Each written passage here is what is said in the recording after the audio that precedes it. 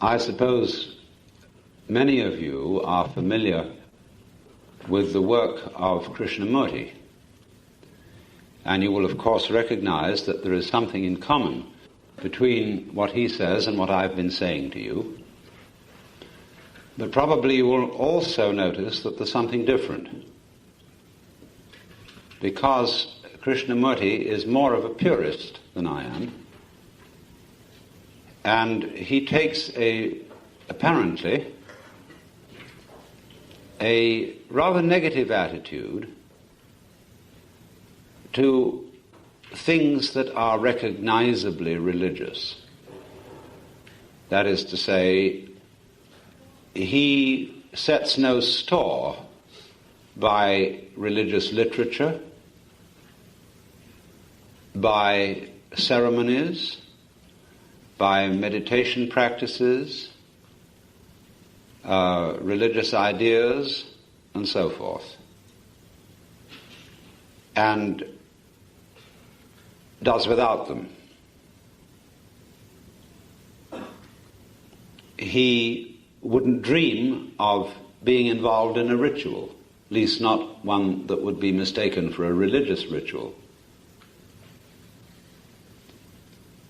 I, on the other hand, have a different attitude about those things, because I, first of all, am not going to argue with anybody about their religion. Because everybody's religion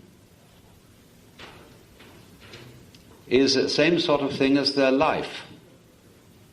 You may be living a very weird life,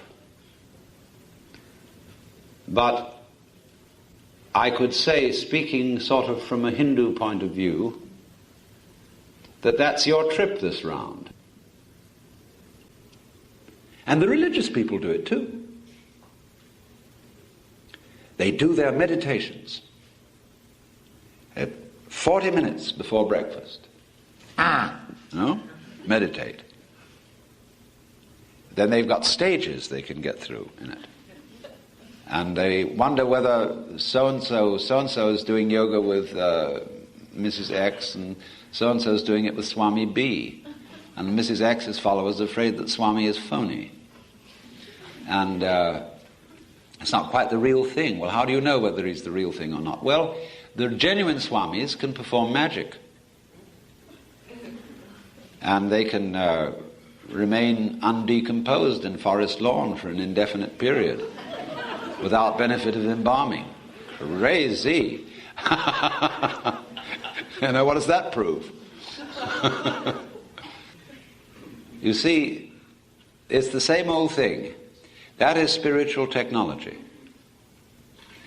And the people who want power, who want to get there fast, I want results now. The same temperament that wants it in the management of the material world wants it in the management of the spiritual world. My yoga is more efficient than yours because it's faster. I'm going to get there.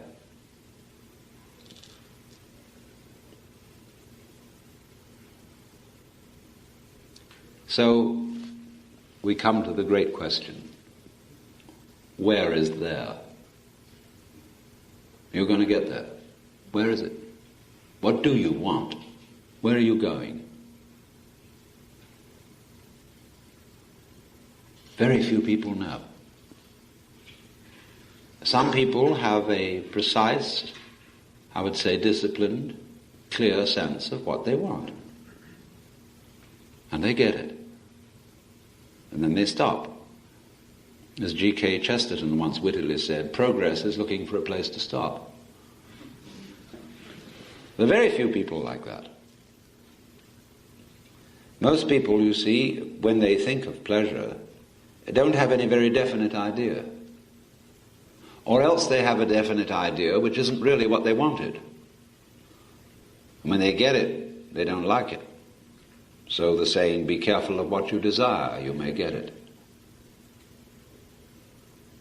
But fundamentally then, the question arises, where is there? Where's your rush? Where are you going? To what are you progressing? Stop, look, and listen.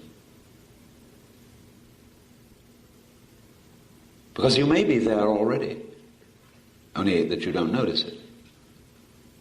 From the point of view of a starving Indian in a Calcutta slum, we are all as lucky as Maharajas. If the generation of Maya, of the world illusion, is the play of the Godhead, then he will play the villains as well as the heroes, the fools as well as the sages, and the sinners as well as the saints. And that's why I'm not out to convert anybody or win souls, because it's as if I would go and talk to a pig and say, "My dear pig, you should be a cow." Or to a giraffe and say, "Your neck is too long." Or to an elephant and say, "You are too heavy." I try to see what people are, not in the sense of trying to classify them or type them, but to see if it is possible to find what is called divine in every disguise, and be where old man Kabir was when he came to maturity. He used to look around. He was a mystic who was part Hindu, part Buddhist, part Islamic, who lived in India in about the 15th century. And he used to look around and say, "To whom shall I preach?" Because he saw the beloved, the Godhead, on all sides in every being, and therefore felt it would be presumptuous to make any recommendations. That's a strange state of mind, because it's so easily made over into a very shallow Pollyanna-ish optimism. But you know, in the mythology of the Hindus, they have some very nitty-gritty characters. Let's take Kali. Kali, the female, one of Shiva's girlfriends, Shaktis. She's really represents the dark side of yin, the feminine of feminine, the spider mother, the devouring feminine, the night which sucks in all days. But also, Kali is the mother of the universe. But it emphasizes the dark side of the mother. And she's shown with fangs, black-skinned. In one hand she carries a scimitar, and another a severed head. And she is a bloody character. And, you know, there are Kalis all around us. And it's not like saying, "Oh, Kali's not so bad after all, she has a good side." The thing is to see a bad side as an aspect of the divine. And then genuinely be able to refrain from saying, "I wish you would improve." And it sounds sort of tough to do that.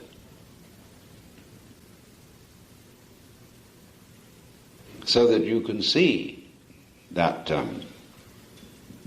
you might be just rubbing around in some ash. It becomes perfectly obvious that that's the whole point of the universe. Incredible.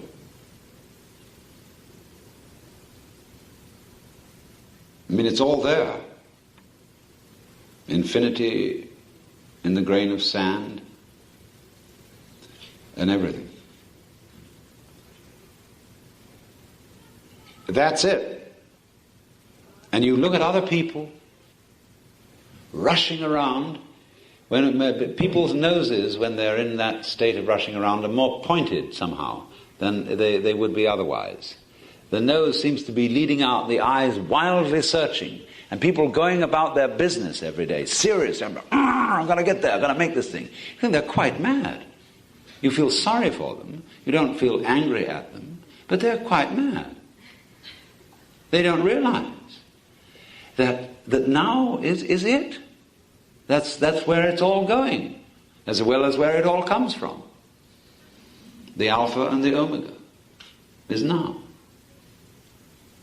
And indeed the angels keep their ancient places, turn but a stone and start a wing. The whole surround of us is completely magical. Now, of course, we become aware that imaginative people are conscious of this. Imaginative people show their consciousness of it by the way they act, by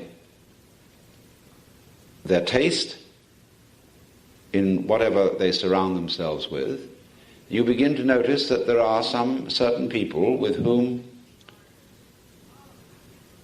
you either have great accord or great fear, because they're not ordinary, because they have an atmosphere of magic. They have imagination. And they're not hiding under an attempt to conform to the ideal of being ordinary. And the artistic people are here. There are also people you can call relaxed people. Relaxed society. There's a very wonderful class of people. They're not on edge. There are some people who are edgy all the time, and you feel that your very presence around their place is a mess, if you know what I mean. But relaxed people have what in Arabic is called barakah. It means divine grace, but it also means the quality of an old frying pan that has had long years of use and is just perfect. That's barakah. And there are people like that too, you see. And all these are the great spontaneous virtues that cannot be contrived. See, we can try to produce barakah by finding some scientific process for artificially antiquing things, for putting patina on bronze in 5 minutes, for pre-aging wine, or something like that. I mean, none of it works. It's all phony. Because this thing can only come in the process of growth. So you say, well, do I have to wait? But the whole thing is in the waiting. I don't mean the virtue of patience. I mean waiting when there is nothing to do but wait. And when you see there is nothing to do but wait, then it happens. But it won't be hurried. Because the minute you're trying to hurry it, that introduces the one thing that stops it. The miracle, the magic thing is happening all the time. But you can't see it when you're trying to get it. And you can still less see it when you're trying to get it fast. So there is no alternative but to go through the point of you can't get it at all.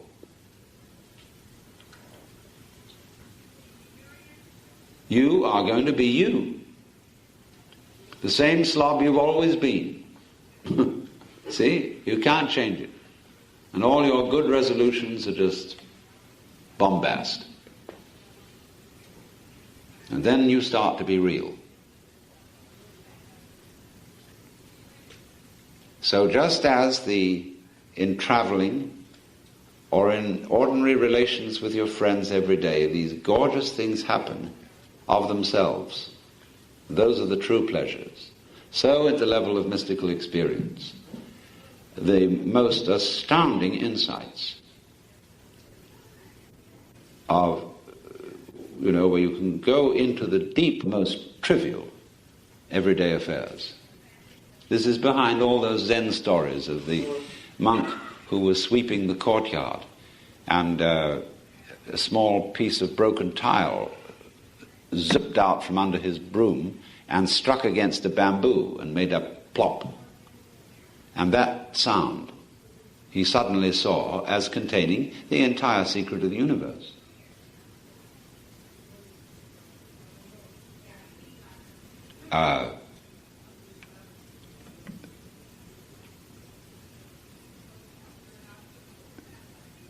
One can do it from anything.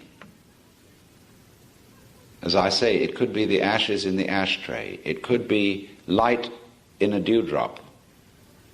It could be the sound of a bell. Any point becomes the takeoff point, because there's a principle in operation which the Japanese call jiji muge. Now the word ji means any experience which you could identify as a thing or an event. So, and the doubling of the word jiji means between thing-event and thing-event. Muge, mu means no, ge means barrier or obstruction. Or put it in another way, everything event implies all the others. And here, in this way, you begin to see that that is actually so. When you pick up a chain, you pick up one link and the rest comes. In this, you pick up one thing event and the universe comes up with it. Because you see, there are no separate things. It's all a single unified process, no longer divided into the voluntary and the involuntary, the I and the you, or the I and the it. Because it is the big happening, which is neither voluntary nor involuntary, which is neither free nor determined. All these are mere ideas about it and about. You've abandoned all that. You've abandoned philosophy totally. Because you see it's just a net designed for catching water.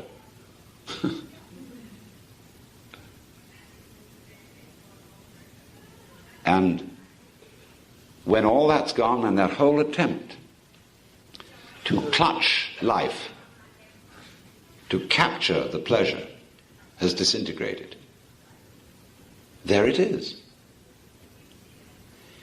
And you needn't feel anxious about, will it stay? It's a gorgeous thing to feel you no longer got to worry whether it will stick around. Because you know that if you do worry, you'll shoo it away. So it's a tremendous relief, you see, not to have to bother with, will it stick around? Will I lose my insight? Will my Satori take wing and go off with the bats? You just forget it. Because the more you let go of it, the more it stays. And you don't even have to worry about, will you be sure to let go of it?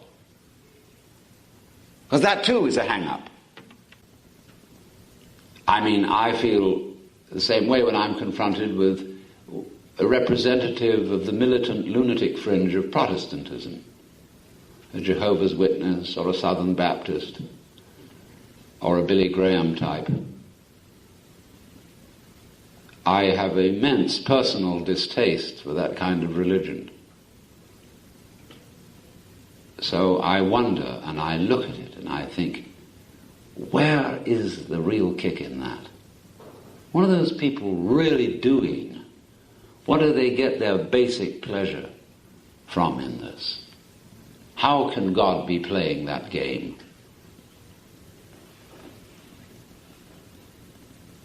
That's a very mysterious business. So I try to look at it that way, instead of blanketly saying, well, all your religious gimmicks are vanity, therefore cease and desist. Because although many religious gimmicks are vanity from my point of view,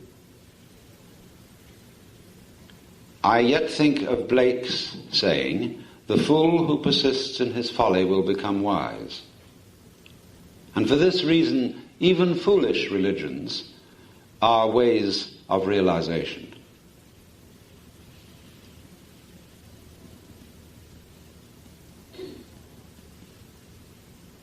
Because the more far out you get from realization, in a way the nearer you get to it, because the path is a circle.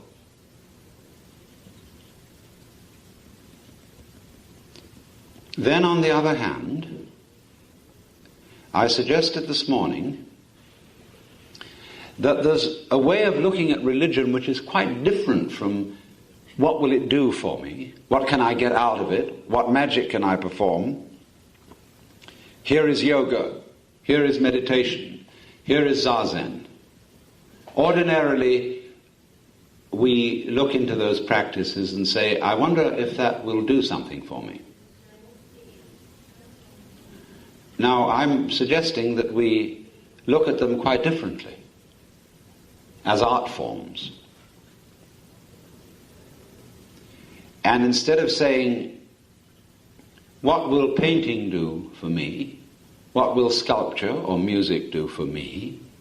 I don't think we ask that.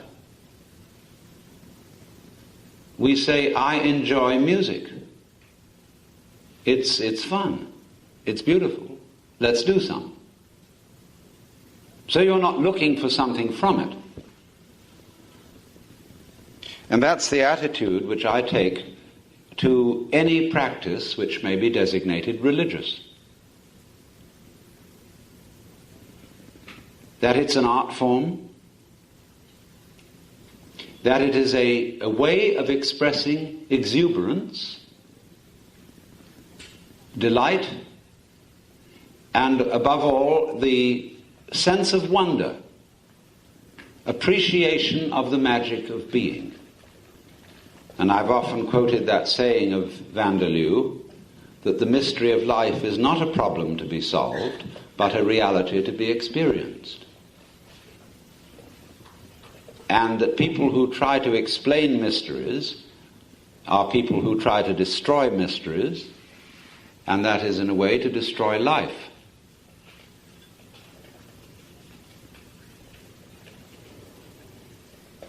It's often said by men that women are mysterious.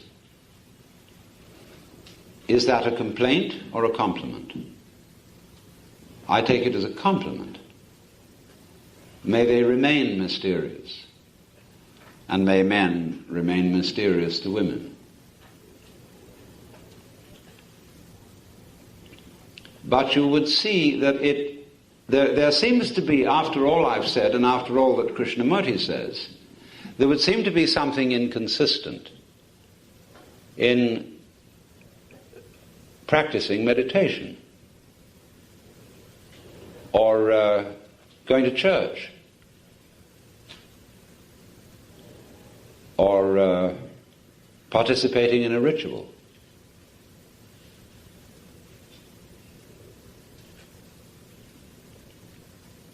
If we didn't do those things,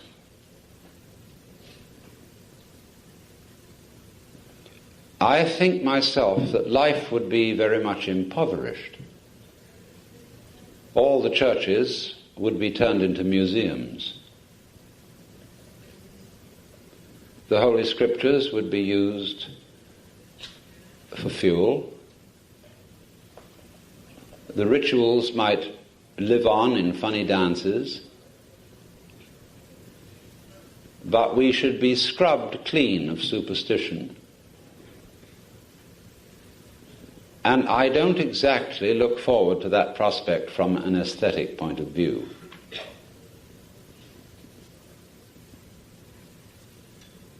I like magical toys. I don't believe in them in the sense of thinking they will help me in the competitive games of life. But when I see a figure of the Buddha seated on his lotus throne with an aureole behind him, an incense burning in front of him,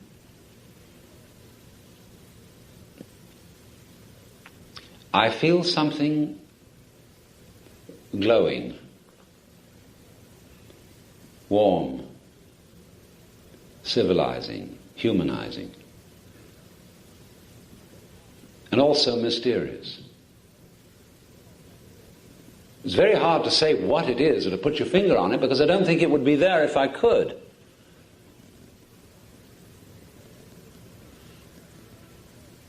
Especially the Mahayana form of Buddhism has spread a kind of warm glow all over northern Asia.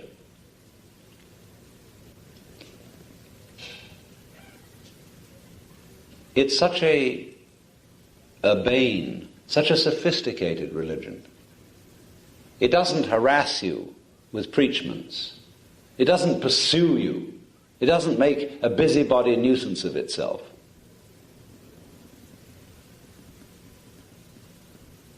And yet it fosters the arts. It fosters compassion and concern,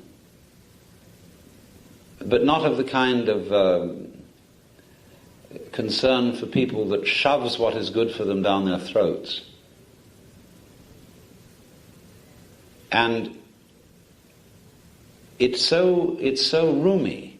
That's why it's called the Mahayana, the great vehicle or the great course. It has so many different ways in it, so many different practices. And there's no kind of scrubbing people down to the basic essentials. It's not plagued with ephesiology. So personally, you see, I dig that. I also like that side of Christianity, where it's expressed in Roman Catholicism or Eastern Orthodoxy. I don't like scrubbed Christianity, the Protestant kind, where they take away the candles and the vestments and the mystery and the incense and make it all rational.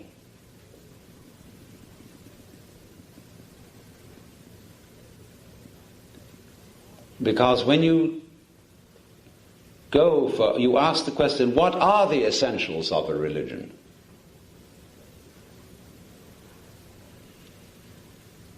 To my mind, when people reduce any religion to what they call the essentials, they get rid of all the important things and leave in only the misleading ones. Because when we get it down to essentials, we get back to this question, you see, all religions offer a way of salvation, or of liberation, or whatever it may be, of union with God.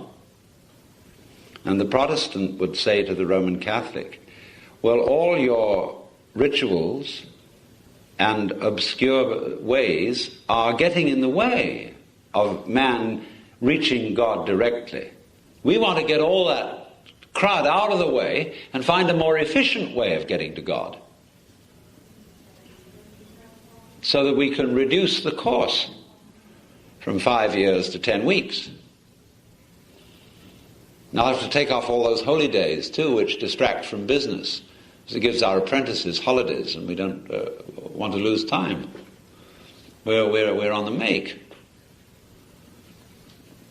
But you see, the moment you reduce the time it takes, you take out the religion. Because you make it into an enterprise to get something.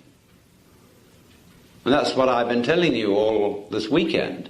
You can't do. Because the moment you try to get God, you assume that you aren't there. When you don't try to get, there's a chance that you may discover that you are there already.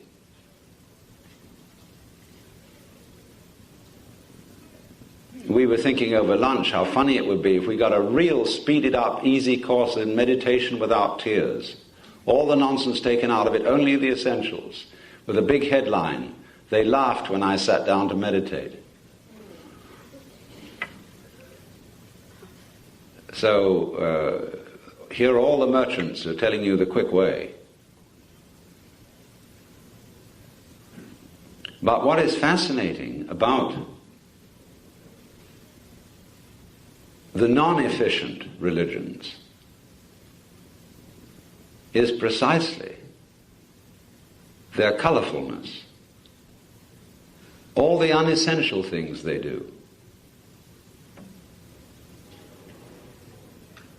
All the exuberance of flowers and smells and ornaments and color. You notice in efficient religions, the first thing they take away is color. Why do people take away color?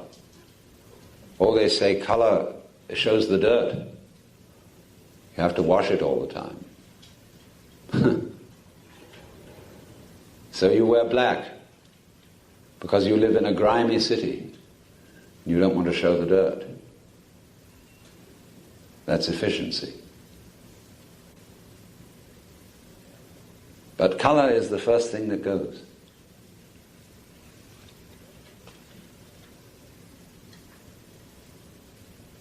But let's suppose we look at religion in an entirely different way.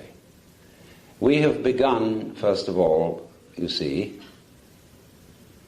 with the understanding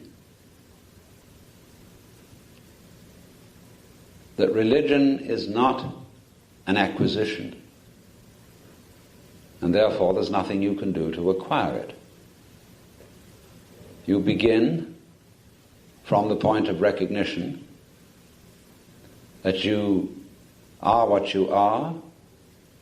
You can't improve yourself, because if you try to, you'll only make yourself more tied up and messed up. So you have to recognize that, because there's no alternative. And then you're in a position to be very simply and ingenuously aware of life without trying to do anything to it. You let it happen. And then it begins to show its color. And then you feel intensely the marvel and magical nature of the world. So that whatever you do by way of a religious practice is an art form, like singing, to express the marvelous feeling that comes out of this. Not to secure yourself, not to acquire anything, any reward, but simply to live it up. It's difficult perhaps for many people to understand how you could be living it up by meditating.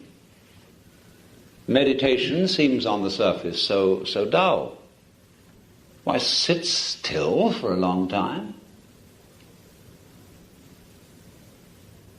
That's awful. You know how when they tried to make you sit still as a child, how you resented it?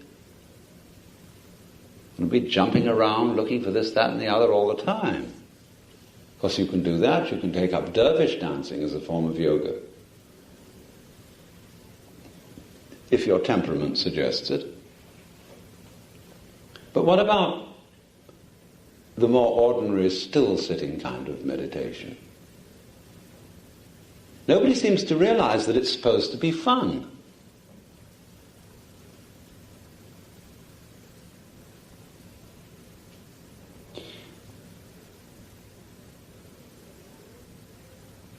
You know, when you have been sick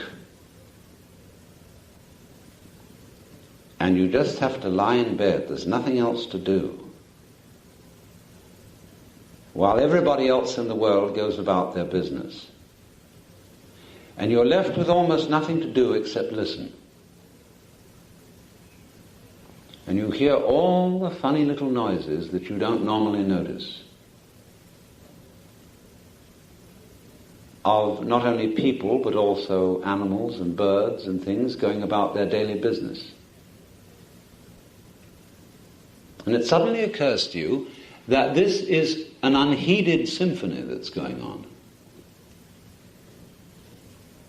You notice the sunlight leaving curious patterns on the painted walls, maybe of a hospital room, where there are patches of damp and cracks in the ceiling.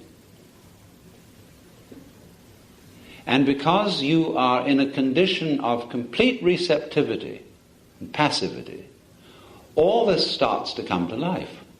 Because, of course, passivity is the root of life. Activity is the end of it, but passivity is the beginning. It's the womb from which creation starts.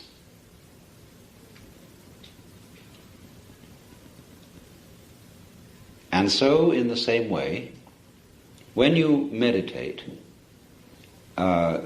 in some schools you will be given something to meditate on.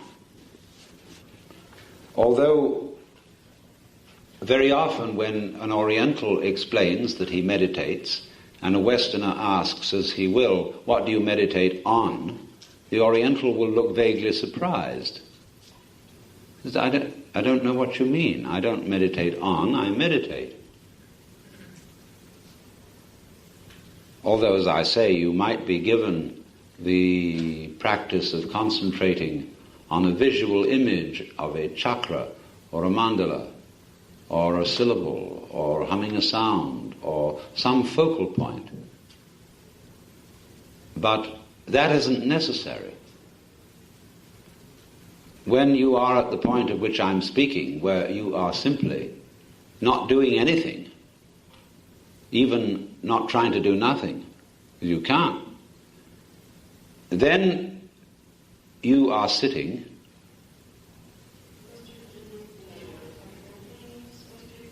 and you are as aware as can be of every tip of a hair.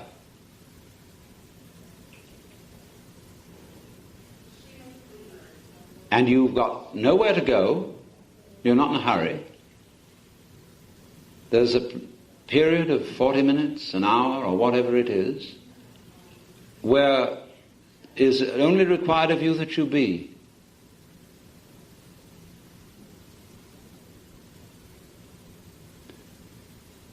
Now, normally at that moment one is impatient, somehow bothered by having to be restricted.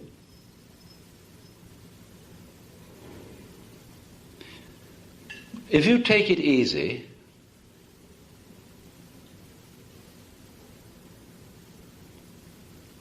you will feel no restriction. I'm trying to think how I can explain this. If you lift up a heavy weight and hold it up on the tips of your fingers, say it's a big rock, normally we think of that as an effort to maintain it there. But there's a certain way of looking at this where you say, it isn't an effort, it's just going to stay there. And instead of fighting against any feeling of tension that the rock causes, you just turn that tension into, it's going to stay there. It's a curious thing. You can support a heavy weight for a very oddly long time doing that. So in the same way, when you sit, even if your legs hurt or you get uncomfortable, there's a certain attitude wherein that just disappears, and you've got this extraordinary, the only thing it does is it keeps you awake, which is fine. But then you've got this extraordinary feeling of the amazing nature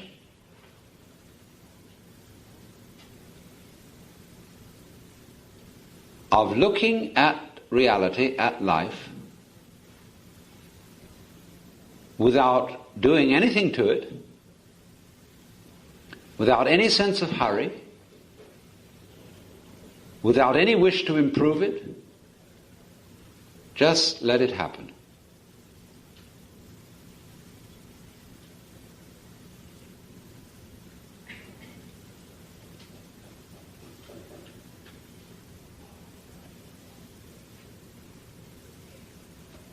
And you can understand then why Buddha images look blissful. Because cats do this. Cats will sit for ages and watch. American Indians will do it. They'll sit for hours by a roadside. We think they're dumb. You know, sometimes I sits and thinks, but mostly I just sits. We think they have nothing better to do.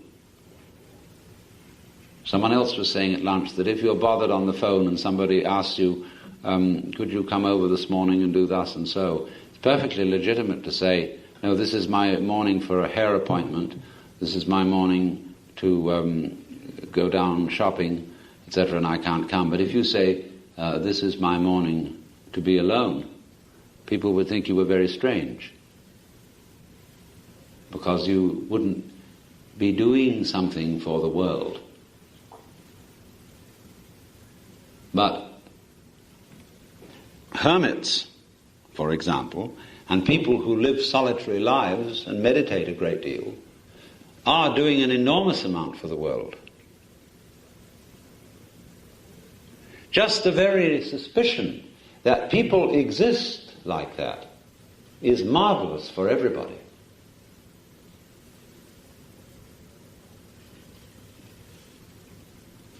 Because it says to all of us, where do you think you're going? Why are you raising so much dust? Because you think you're going somewhere and you're already there. And this dust is getting in everybody's nostrils, and it is polluting everything, all because you are so busy to put up this big thing, whatever it is. It's getting top heavy and it's getting a bore holding the thing up. So to know that there are hermits deep in the forest is like knowing that there are still streams and flowers which no one has ever seen. We are mostly of the mentality that if we heard of a hidden valley full of flowers which nobody has ever seen, we would say, that should be open to the public, should be bought for the nation, and they should put in a ranger station and toilet facilities and a picnic ground. It'd be still worse if there were one person living in there and enjoying it all by himself. Let's say the selfish bastard, that he should live in that beautiful flowery valley all alone. Open it up. Let's all have a look. And then when everybody's had a look, the place is a desert. That's an alternative. Yeah, now I live opposite a forest. It's in a state park, and I can see right across to that forest. It's a very big and very dense forest, occupying the whole side of a valley. And I think sometimes it'd be fun to explore it. And then on the other hand, I decide I'm not going to. I'm not going to disturb it. The only one who lives there is an old she-goat who comes out every so often and dances on top of a big rock. Oh, of course, there are birds and probably deer and skunks, rabbits. But nobody ever goes there. You never see anybody in that forest. And it's just wonderful to leave it alone.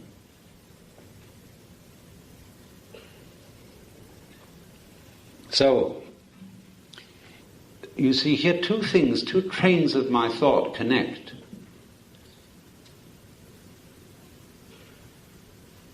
The first train was, you see, the folly of trying to do good.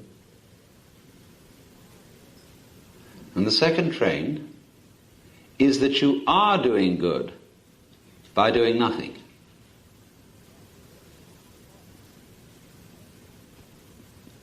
That the very hands-off on this thing called life, the meditative attitude, which realizes to you how magical it all is, also benefits other people in the same way as the untouched forest and wilderness land benefits people. It's essential to our sanity to have those areas of uninterfered with life. So we might say that is the passive side of exuberant religion, is the meditative. The one activity in which we are completely here and now and not seeking any result.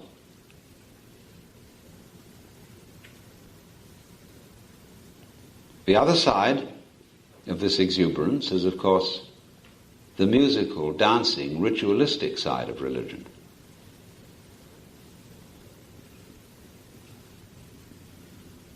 When you see another kind of ritual, nobody is expecting to get anything out of this ritual because it's not considered as magic. It's the Japanese tea ceremony. It is apparently a purely secular ritual. It is a way of drinking tea together, sociably. Actually, it's a Zen Buddhist ritual. Because in Zen, you get to a place where there isn't any difference between religion and everyday life. But they don't, therefore, knock the ritual out of everyday life. They put the ritual into everyday life and have the tea ceremony. And there, the beauty of gesture and of the primitive style vessels that are used and the serenity of doing this ritual for no reason except the ritual is a very lovely experience.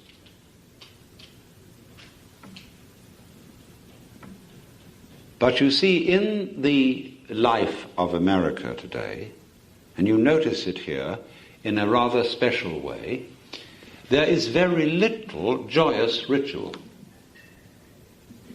I mean, there are Freemasons, and there are Shriners, and Knights of Columbus. But those people laugh at their own rituals, really. They don't understand them. They have no real feeling for it. It's a kind of a clowning affair where you dress up and you do this and you give the money to charity and so forth. And in the Roman Catholic Church here, they don't understand ritual. So that you get the impression, you see, that, you put a quarter in the slot and blip, out comes a goodie. You go to confession, and you don't even make the full confession. You just say, the sins that I remember are so and so and so and so, and the priest said, blah, blah, blah, blah, blah, blah, blah, blah, blah, blah, and it's done, see? And I remember once watching a midnight mass in New York. I never saw anything go so fast. I don't know if any of you ever remember a story by Alphonse Daudet called Les Trois Messes Basses, the three low masses, with a play on bass, low. It was the three masses of Christmas being celebrated in one hell of a hurry because the priest and the acolytes all wanted to get to dinner. And they gave themselves such indigestion at the dinner that they died, and their ghosts were compelled to celebrate three masses through all eternity. Well, this mass was just like that. I've never seen anything like those. the people at the altar, well, there was somebody, the acolytes suddenly went up, genuflected and vanished. And it reminded me of that passage in the book of Genesis where it says, and Enoch walked with God, and he was not, for God took him. They just disappeared. I mean, phew! There was nothing stately about it. There was no rhythm, no sense of a dance. It was, let's get this thing ground out as fast as possible. Damnus Fabiscum. Now, hail Mary, for the grace of the Lord, the death. No, I can understand that being done because somebody digs a kind of sound, you see. But this isn't done that way. It's done to get it over with. So nobody digs it. This ritual is just a magic to be done as fast as possible. No, it's like a prayer wheel with an electric motor on it. Now, you may laugh at prayer wheels. Have you ever tried to use a prayer wheel? You get one. They're all over the place nowadays. You rotate it, you see. It has a cylinder and a little chain and a weight on the end of the chain. And you get this thing going. It says inside, Om Mani Padme Hum. You get this going and you've got the earth going around the sun. That's the same sort of process. You get this going like this.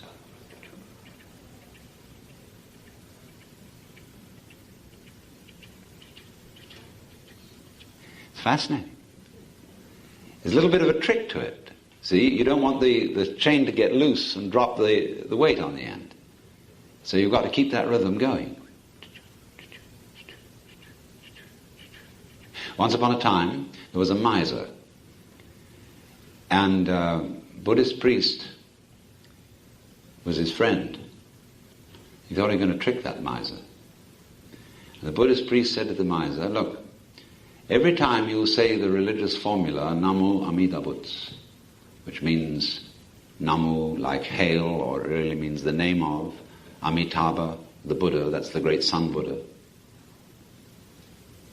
I'll give you 1 sen, which was 1/100th of a yen. That was a very small amount of money, but all you've got to say is Namo Amida Butsu, and I'll give you 1 sen. And the miser thought, that's crazy. Think of all the money I'll make. So he began, took out a brush, Namo Amida Butsu, Namo Amida Butsu, Namo Amida Butsu, Namo Amida Butsu, Namo Amida Butsu, Namo Amida Butsu, Namo Amida Butsu, Namo Amida Butsu, Namo Amida Butsu, Namo Amida Butsu, Namo Amida Butsu, Namo Amida Butsu, Namo Amida Butsu.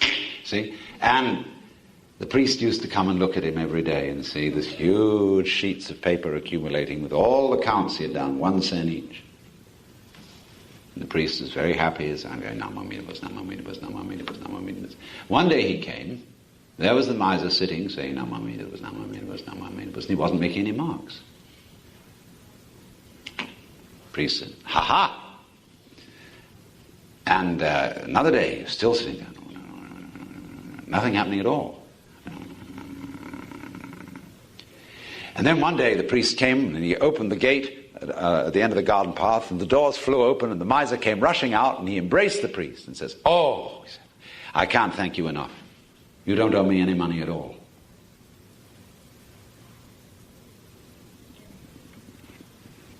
Well, that explains the prayer wheel. But you see, if the prayer wheel's to do that thing, or rather you are to do that thing, you can't be in a hurry. You can't be trying to get anything. You must be fascinated with the possibility of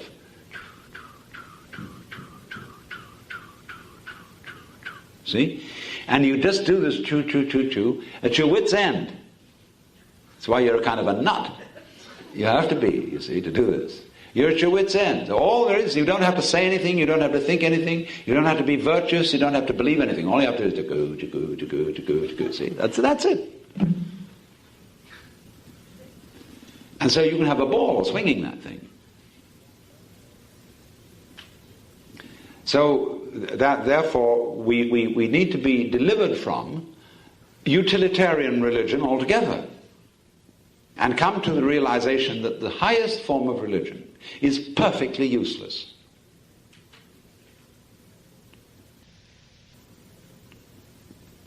And this is the true nature of play, and of course it's the true nature of the universe.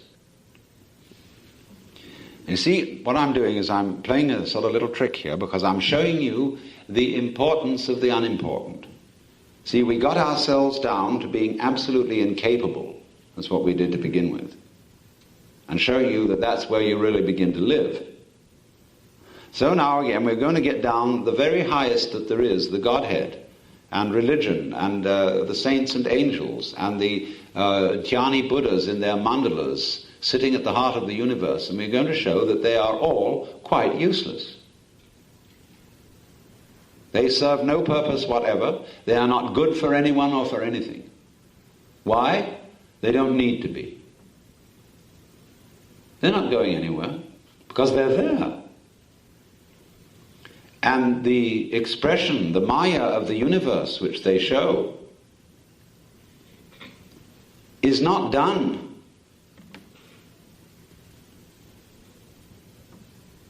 because they have some purpose to work out. It's the way you spend your time when you don't have any purpose to work out.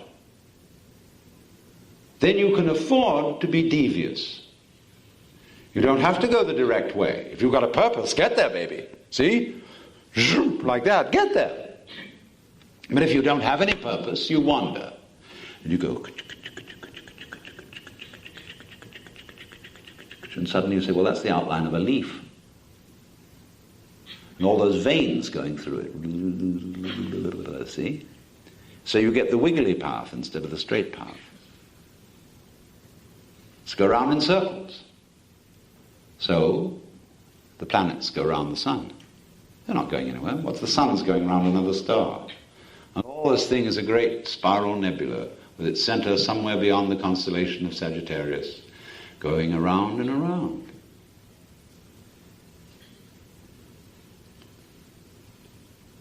So, in the religious dance, we all join hands and we go around. In meditation, you make your breath go round. It isn't just in and out like a pump. It's not like that. It's like goes like this. And there's no sort of hitch between the in and the out. It flows the whole way. See, in yoga. It's called, the Chinese call it the circulation of the light.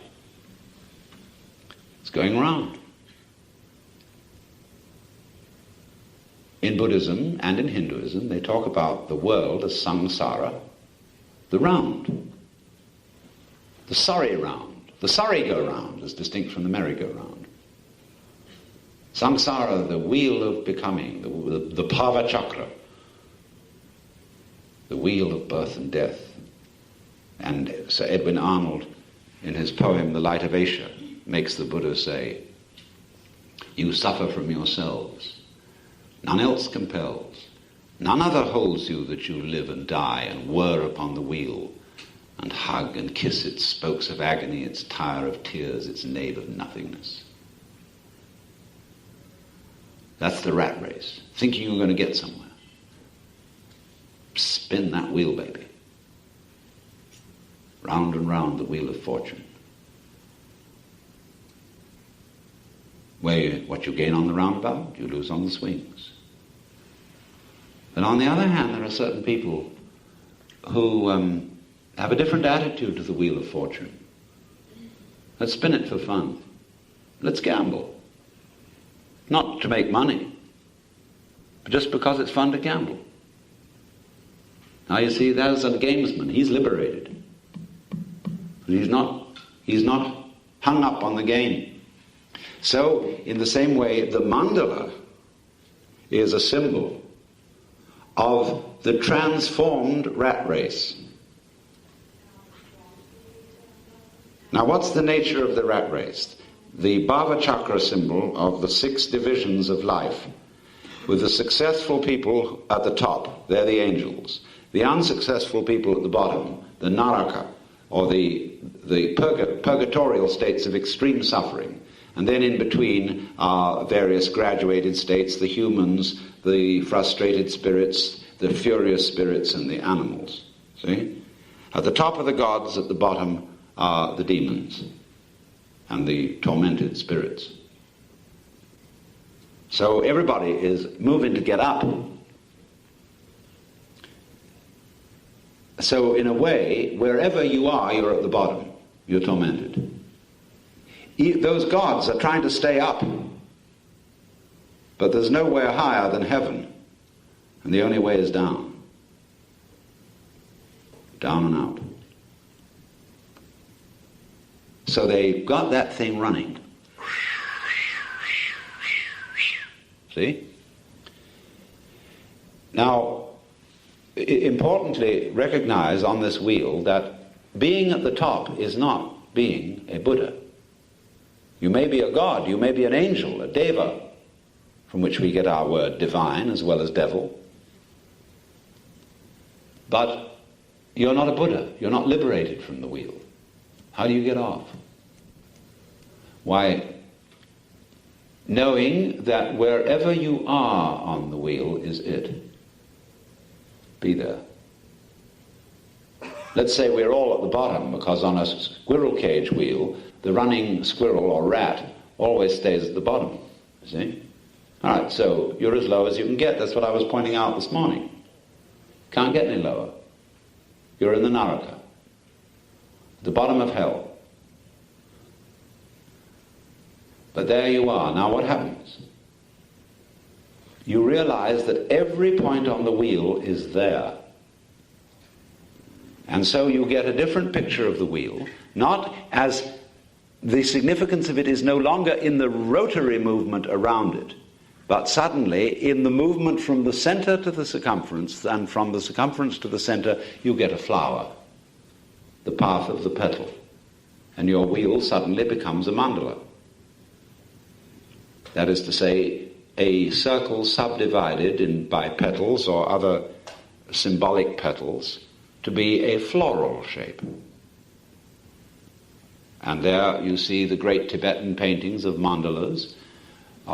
We go back to the 5 great Buddhas. Dainichi Nyorai, as the Japanese say, is in Sanskrit, he's Mahavairocana Buddha, who represents the basic energy of the universe. The great Sun Buddha, he's in the middle. And then he has around him Amitabha, Akshobhya, Ratnasambhava, and Amoghasiddhi. And they're all these beautiful, jeweled creatures in their places. And you see the balanced wheel, the joyous wheel. So, this is the transformation of the rat race. And this also is a kind of ritualization of everyday life. And this, you see, just as the rat race is transformed into the mandala, so for the person who is a master of pleasure,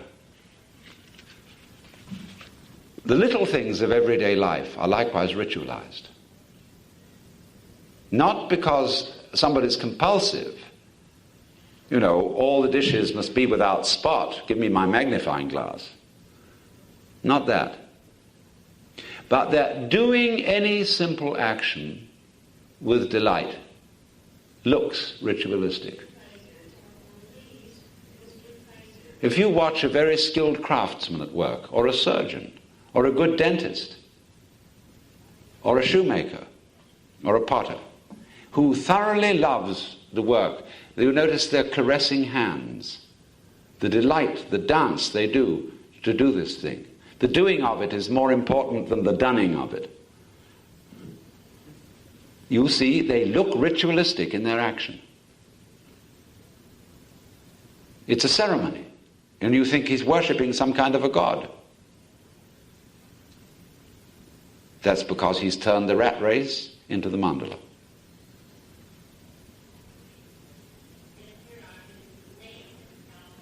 So you can do that with everything if you're not in a hurry.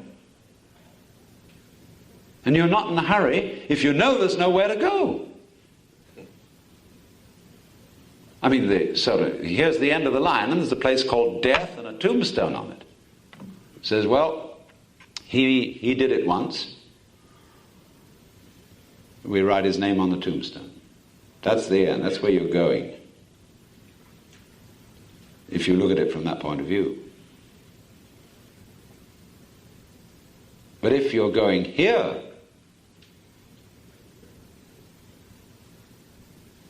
and you've already arrived,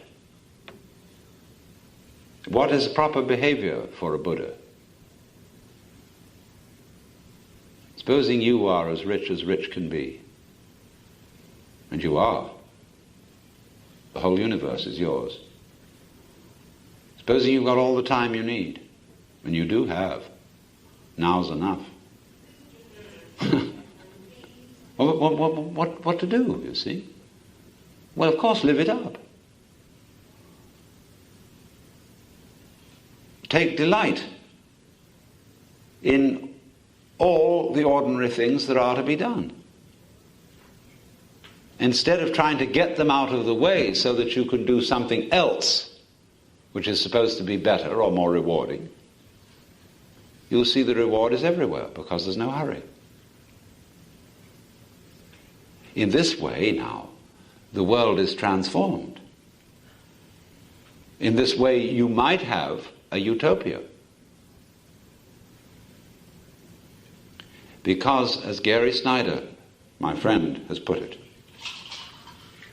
there is no possibility of your doing anything effective to save this world from a terrifying ecological disaster unless you know it doesn't need to be done. If you can see the dissolution of this world, the end of the human race, as the Kali Yuga that Hindus talk about, the cosmic cataclysm, which comes at the end of every 4,320,000 years, every kalpa, and realize that this ecological disaster is simply the periodical death of a world system. And therefore there's nothing specially tragic about it. It's the way things go, just like the death of every individual. You would think that such a realization would make a person cold, indifferent. But no. If you understand that and you're not fighting it, you are not afraid of it. And if you're not afraid of it, you can handle it. But you have to show that the preservation of the planet and of life is not a frantic duty. It's a pleasure. And you won't convince everybody it's a pleasure if you go and scream in the streets, start throwing rocks. Then you're saying it's your duty. To whom? To whom do we owe this duty?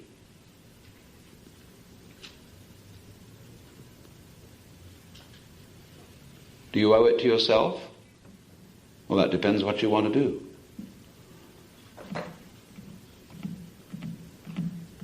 Do you want to go on chasing on the wheel?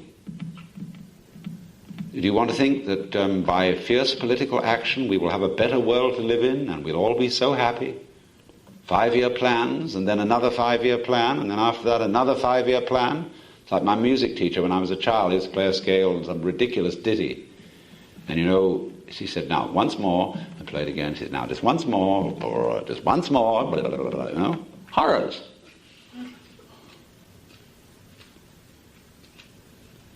But you can find or realize the great life if you're not looking for it.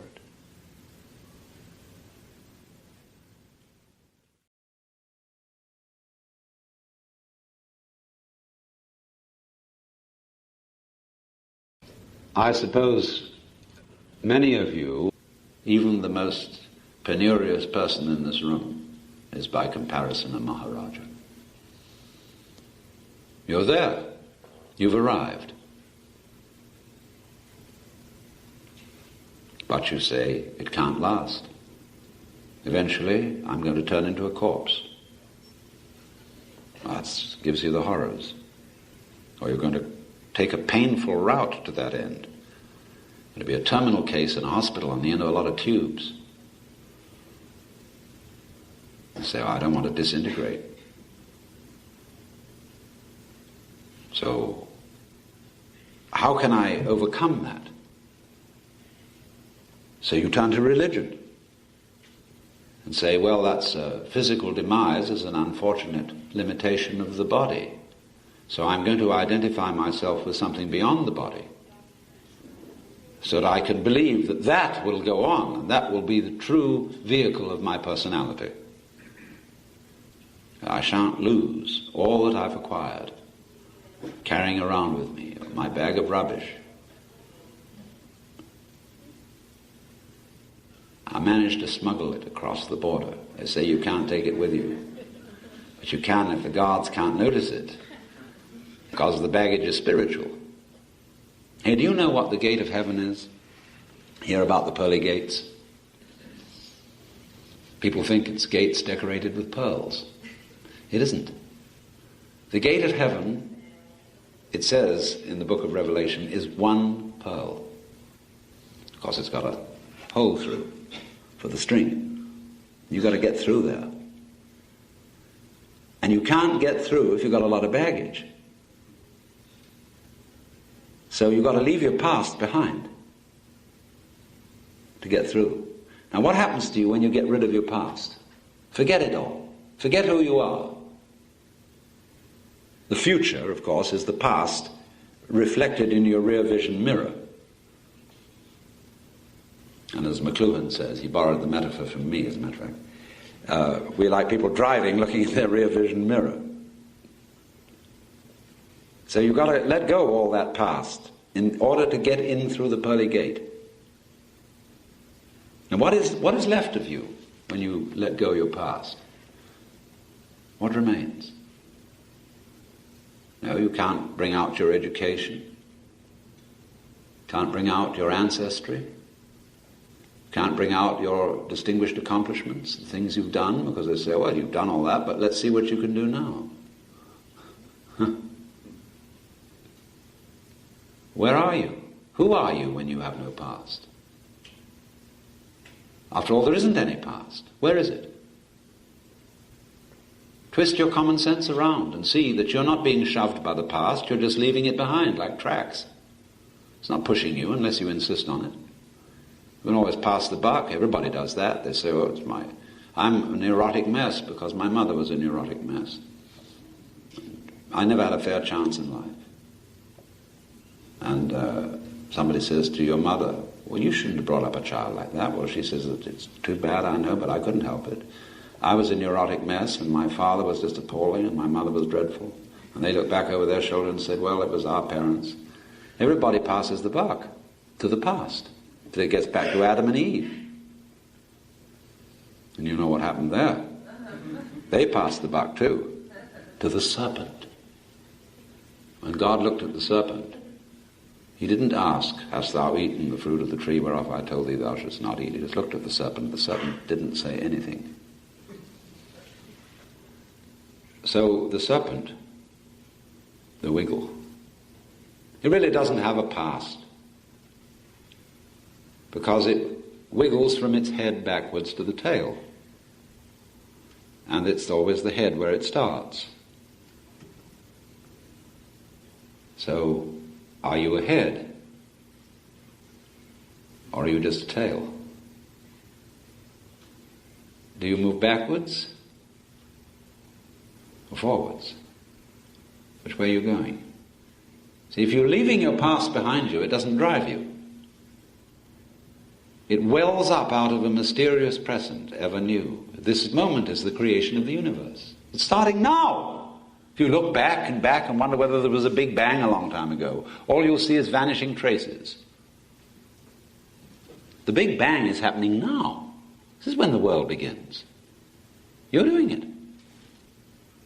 Only you're not doing it by straining. A you deeper than the straining you is doing all this. The same you that is growing your hair and colouring your eyes and making your thumbprints and all that. You don't think about it. You don't strain muscles to do it. But that is what is creating the world. Here it comes. Now. So instead of thinking that the past is the reality which explains everything that happens now. Let's look at now and see it happening. Where does it happen from?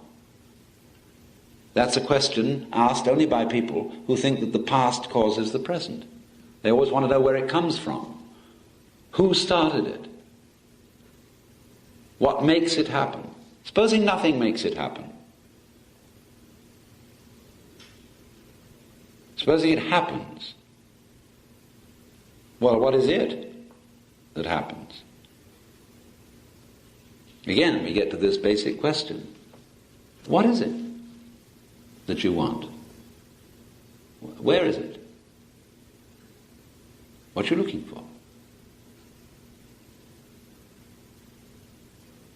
It's the same question as what is reality?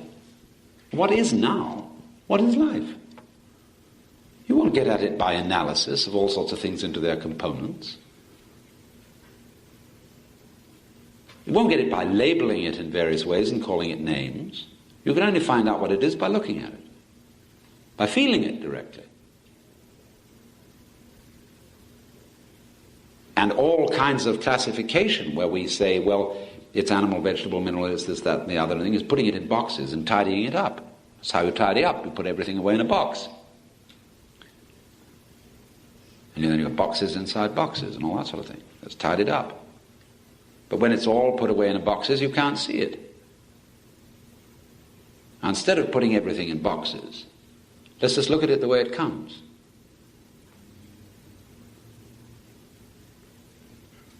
Now, that's enough to start with. I've therefore discussed the principle of the necessity of wiggling. Only when I say necessity, you mustn't take that word in a Calvinistic sense. We'll talk about the pleasure of wiggling as a means of adaptation to the wiggly world.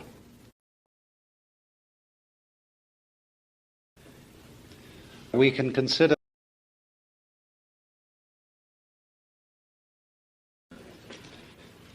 the human being is of such a design that it perceives everything by contrast. There is no way of knowing whether the real world is arranged the same way or not. But we are a nervous system composed of neurons in an extraordinarily complicated pattern based on a very simple principle called is you is or is you ain't. The neuron, in transmitting any sensory input, either fires or doesn't. So you could represent the fact that it fires by the figure 1 and that it doesn't by the figure 0. And out of 0 and 1, with those two integers alone, you can represent all conceivable numbers. This is called binary arithmetic, and it is the kind of arithmetic that is used by digital computers. Messages in 0-1 language can convey not only mathematical and verbal information, but also information that comes out as television, both black and white and in color.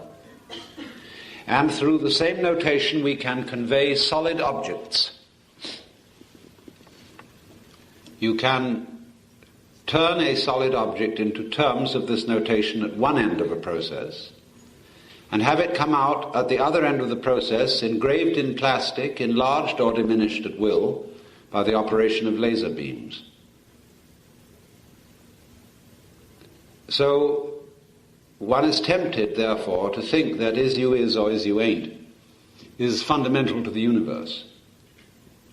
The Chinese thought so, and therefore devised the yang and the yin, yang meaning positive and yin meaning negative, principles, upon which they based the Book of Changes, the I Ching, showing the various combinations of yang and yin that constitute the 64 basic situations of life. They took hexagrams made up of 6 lines, an unbroken line representing the yang and a broken line representing the yin. So if you have 6 lines with the 2 possibilities for each line, you get 64 different hexagrams.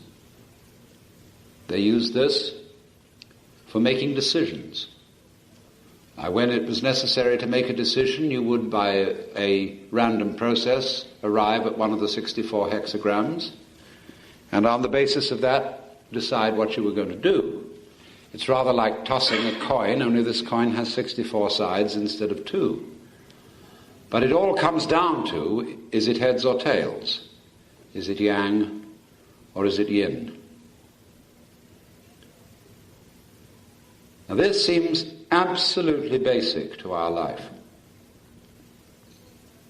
And it's rather awkward, because when we apply this to the pursuit of pleasure, it seems to be saying, yes, you can have pleasure, but you will not know what it is unless you can contrast it with non-pleasure. And if you want to know pleasure, then you must have non-pleasure. If you want one end of the spectrum, you've got to know the other, because you can't have a one-ended spectrum, any more than you can have a magnet with one pole. And that seems to put an awful kibosh on everything we're trying to do. Every sort of achievement, every sort of progress, every sort of rearrangement of things always runs into the problem that what you gain on the roundabout, you lose on the swings. And this is dispiriting, to say the least. But in a way, oh, how true. So let's look into this business rather thoroughly. Because if you understand the yang and the yin, you really understand something. The first point is this. Let me sort of clarify the situation in its most simple terms. We'll take the contrast of black and white. Now, obviously, if I am confronted with a black background, there's nothing particular to register upon my attention, and I'm as good as blind. If I'm confronted with a purely white background, there is nothing in particular to attract my attention, and I am as good as blind. If, however, I'm a naughty little boy, and I'm confronted with a black wall, and I have a piece of chalk, I am tempted to make a mark on it. And if I'm confronted with a nice, clean white wall, and I have a piece of charcoal in my hand, I'm tempted to make a black mark, because nature abhors a vacuum. So here I have a black ground with a white dot on it, and a white ground with a black dot. Interesting. Now, of black and white, which is positive and which is negative? If I look at the white background with the black dot, I shall be inclined to say that the black is positive, because it's the thing, it's the mark. If I look at the black background with the white dot, I shall, on the other hand, be inclined to say that the white is the positive, because it's the thing, it's the mark. I can think of white as positive in general, in that it's light, and black as negative because it's darkness. But I can also think of white as negative because it's blank. French, blanche. I can think of black as positive because it's not blank, it's all filled up.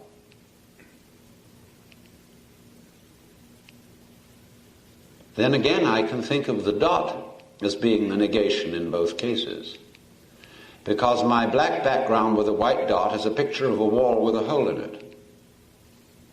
And my white background with a black dot is a picture of a box with a hole in it. But I can choose it either way I like. Call white negative and black positive, or vice versa. But it's difficult to do both at the same time.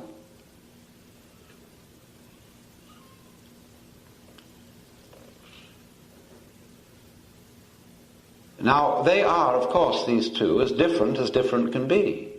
We say it's as different as black and white. Or we also say these 2 points of view are the poles apart. And we use the word polarization rather incorrectly to indicate an increase of discord in society. Whereas polarization is really a form of harmony. The 2 poles of the earth are the harmony of the earth. The 2 poles of the magnet are the harmony of the magnet. Because they're like male and female. A man and a woman are not the poles apart in the sense that they have no common ground. We could say you can't have a fight between a shark and a tiger because they've no common ground. One lives on land and the other in the water. But there is common ground between poles, obviously. The common earth is the common ground between the north and the south, and the common magnet if it's electrical. The circuit runs from the positive to the negative, and the circuit won't begin to run until a negative pole is established. That's what happens when you turn on the switch.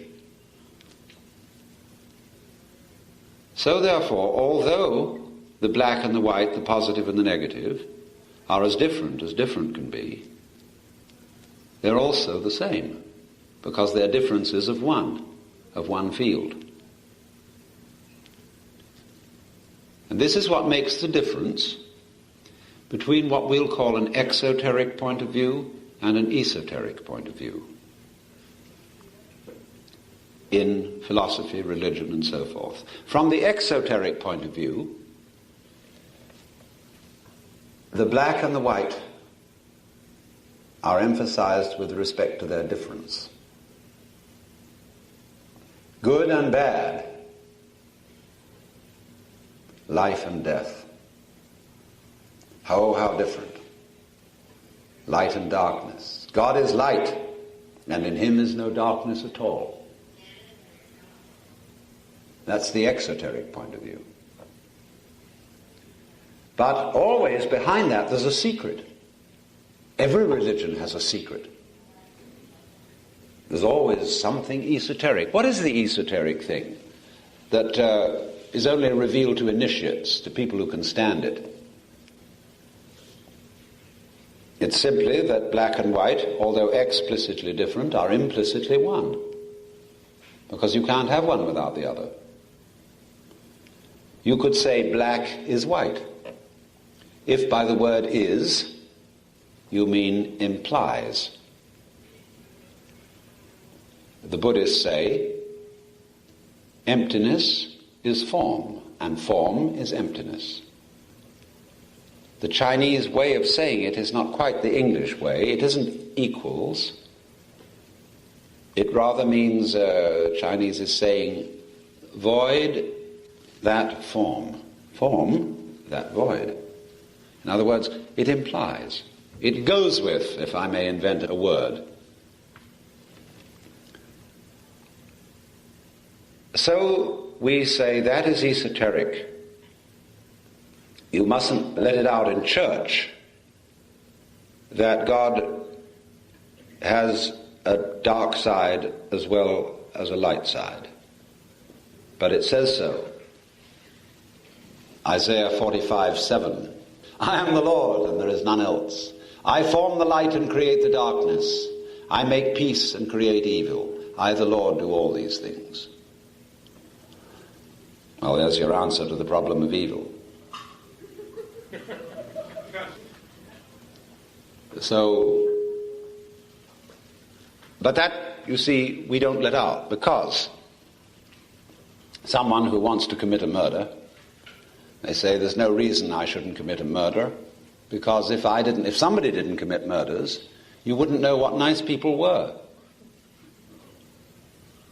If somebody didn't steal or cheat, you wouldn't recognize honest men.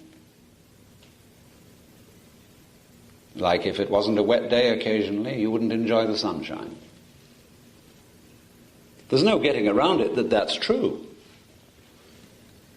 St. Paul wrestled with this problem when he saw that the law of Moses made people conscious of right and wrong. I had not known that there was lust, except the law had said, thou shalt not covet. So therefore, he said, asking rhetorically, shall we sin that grace may abound? Oh, misiginito, heaven forbid. So you have to be careful that you don't let this get into the hands of children. Like it says on the bottle of poison, keep away from children. And yet we have poison and we have uses for poison. So in the same way we have uses for evil.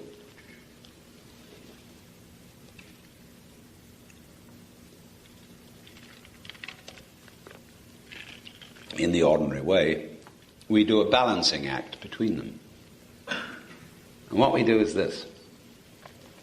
We establish an in-group and say, this in-group, which is us, has a collective ego. And it is wrong to do anything evil to any member of this group. But it's all right to do it to somebody who's not in the group. Therefore, when we are going to be very evil to someone, we have to define that person as outside the group. And so we, like when Hitler was going to persecute the Jews, they were defined as not really human. And likewise, if we're going to persecute the Negroes, we define them as not really human. People can easily see, they can imagine that because a Negro looks so different from a Caucasian, that he's more like an animal. Or you can take people who are generally thought to be insane, and you can deprive them of civil rights without due process. They're insane. They're defined as not all there. They're not human, merely bodies.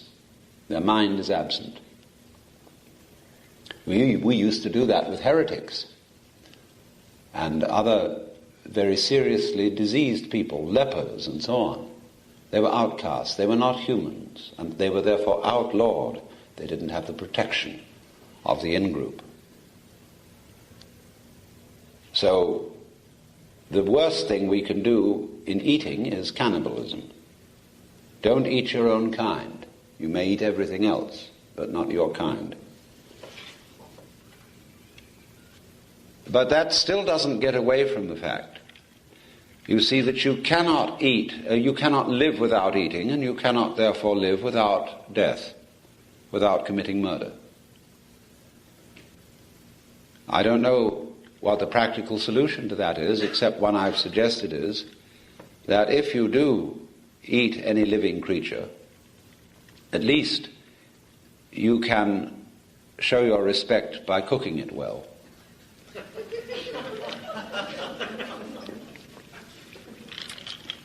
As Lin Yu Tang said, a fish that is died for you and has not been well cooked is died in vain.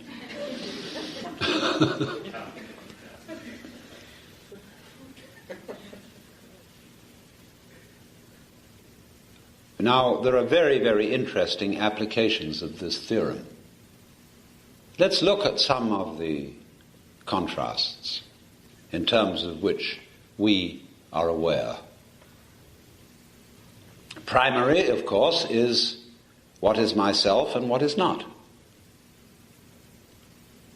which is a sort of contrast not of two ends of a pole, but rather of the center of a circle and the circumference of the circle. Of course, those are two ends of the radius, one end still, the other end moving.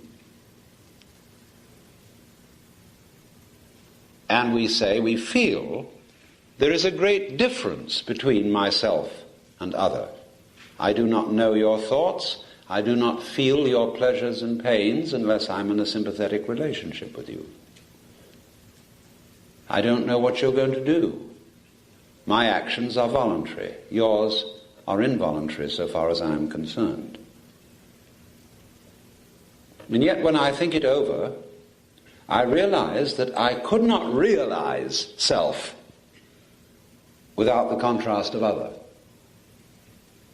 I wouldn't know what I meant by myself unless I meant something contrasting by someone else or something else. Self means self only because other means other.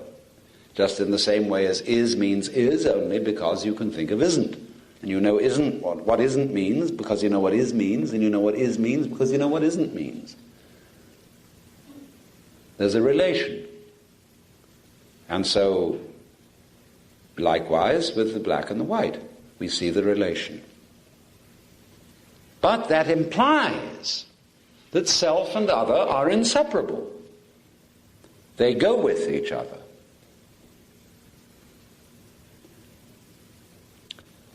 Characteristic of the difference between self and other is voluntary behavior and involuntary behavior.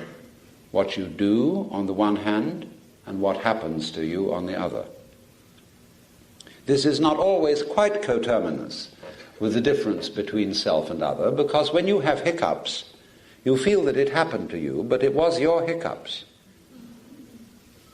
Or belly rumbles, or headache, or whatever. What about when you breathe? Do you do it, or does it happen to you? That's a very moot case, because you can feel you're doing it, but you can also feel it happening to you. So perhaps the distinction between the voluntary and the involuntary is a little arbitrary, a little vague. Certainly it is when it comes to breathing. But once again, I think, how could I say of an act, I've done it, unless there were contrasting acts of which I could say I didn't do them? So I need the involuntary if I am to have any voluntary. So that if there is a union of implication between the two, I get the same sort of relationship between them as I explained when I said you can use white for either the positive or the negative symbol. In other words, I can regard what I do as what happens to me, and I can regard what happens to me as what I do. It is in this sense that a Hindu or a Buddhist will say, if you have an accident, it was your karma. Because the word karma means nothing more than doing. You had an accident. It was your doing. Well, we would say that's not fair. And naive people suppose it was their doing in the sense that this mishap is a punishment for a misdeed you did at a former time. That's only a superstitious meaning of karma.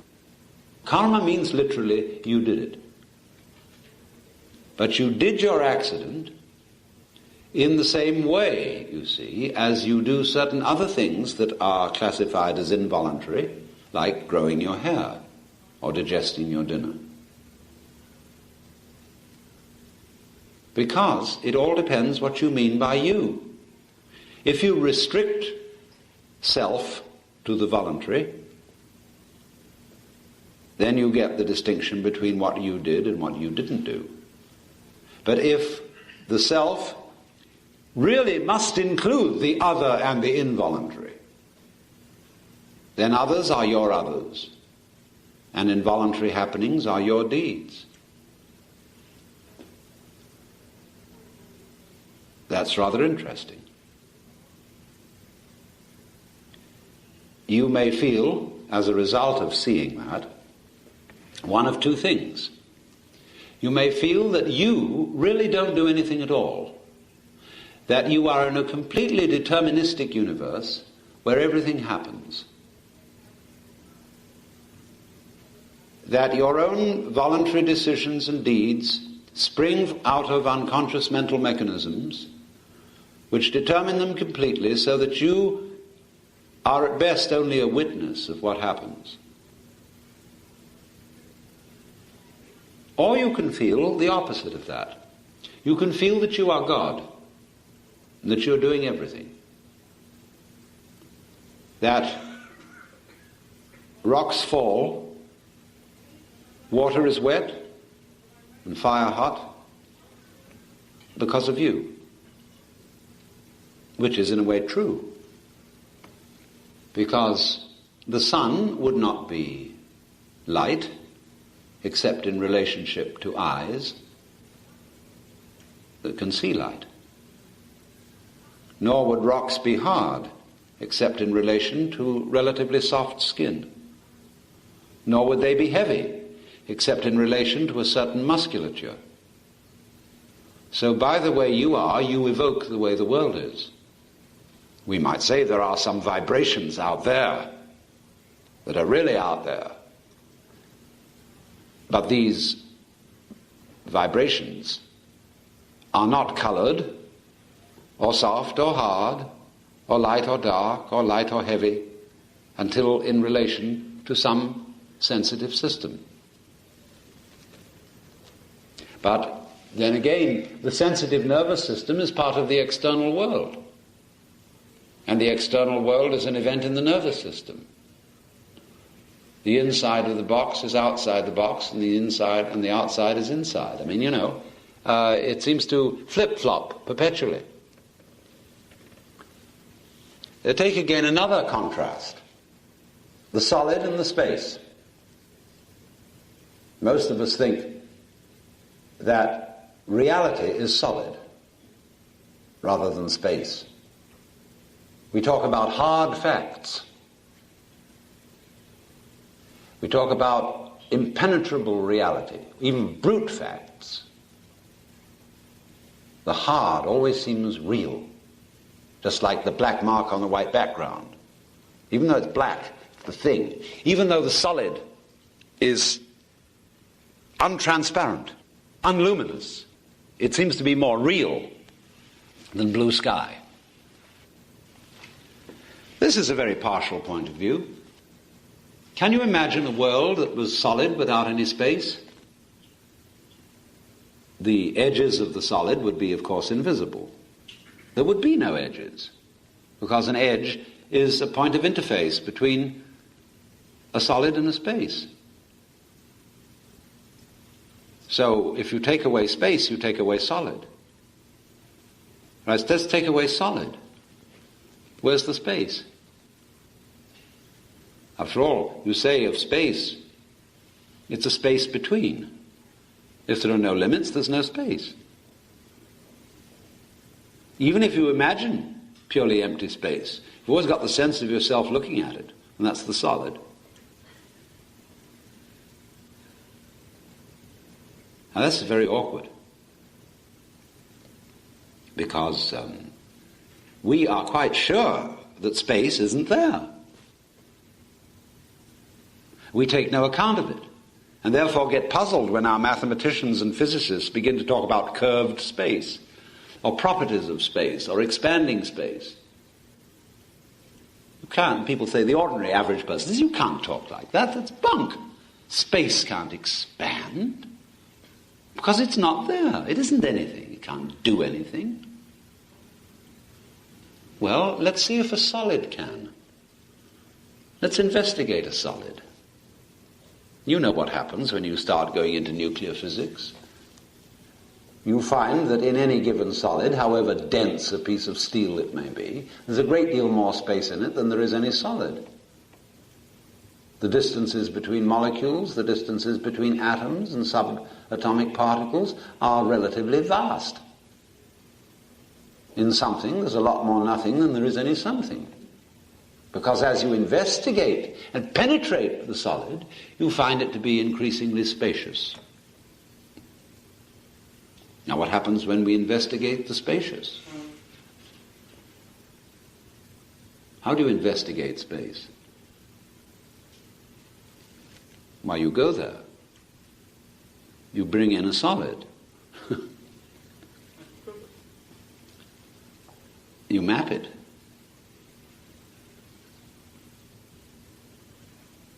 So space and solid are really like poles, they're limits.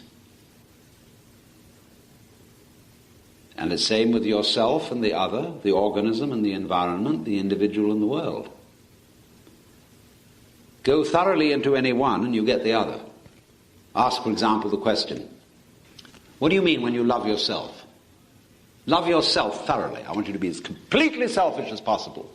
Tell me, what do you love? Wowee. See, well, I like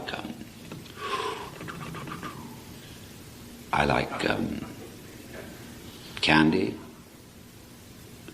I like beautiful girls. I like beefsteak. I like wine. I like good bread. I like the sun on a lovely landscape. I like clear water. I like music. Come on, talk about yourself, will you, for a change? And I suddenly realize I can't. When I love myself, I think of all things other than myself that I love.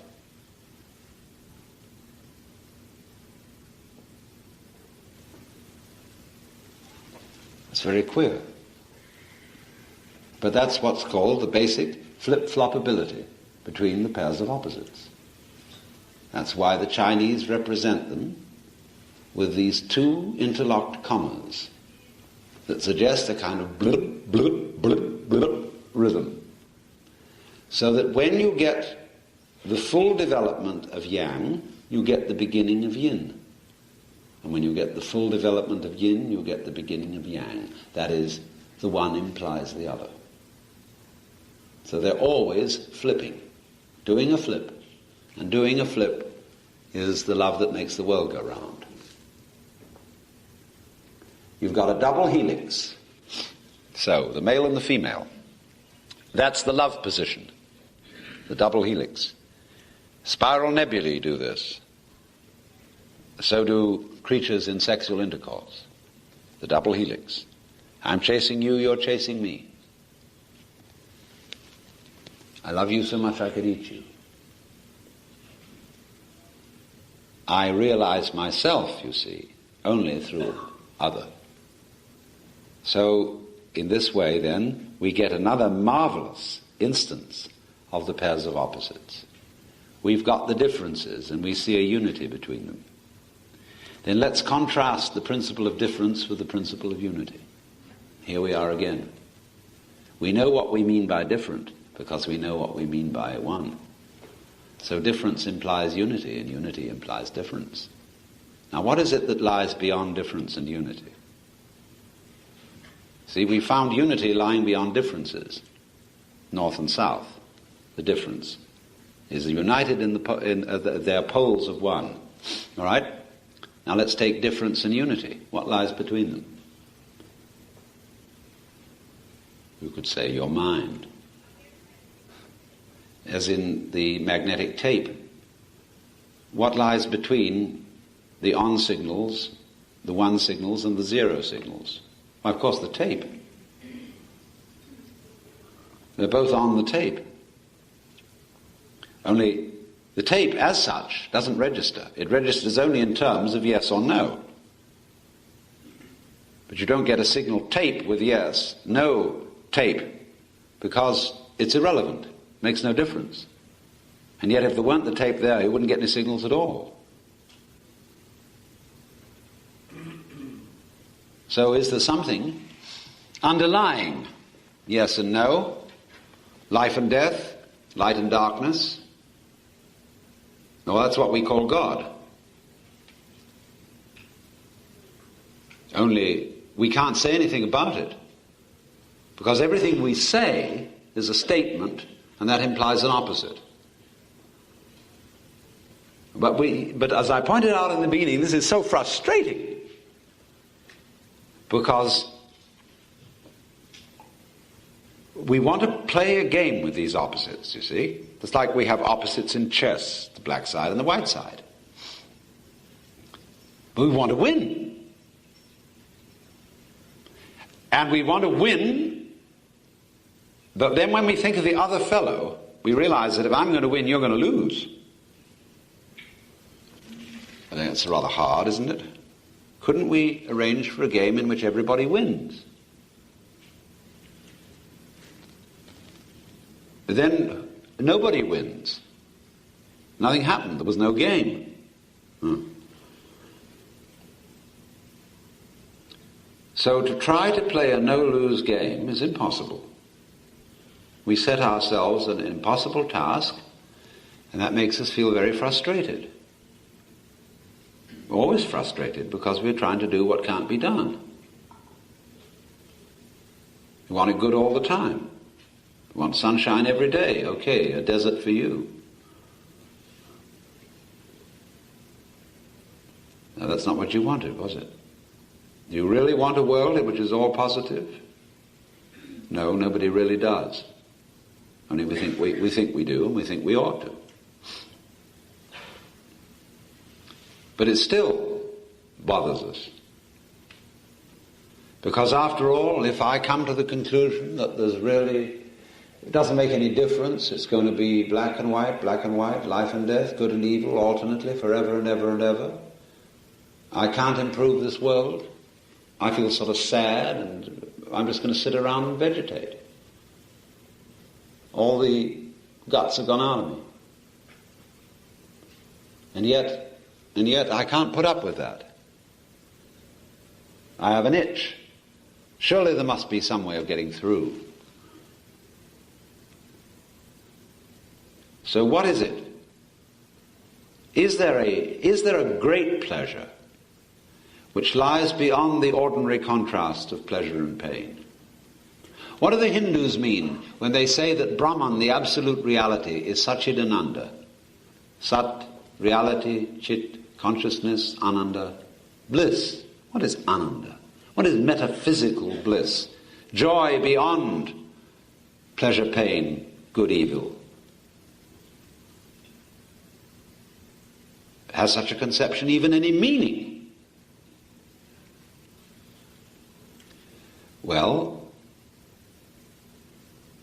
in all the various accounts that are given to us of the mystical experience, they have an intense joyousness.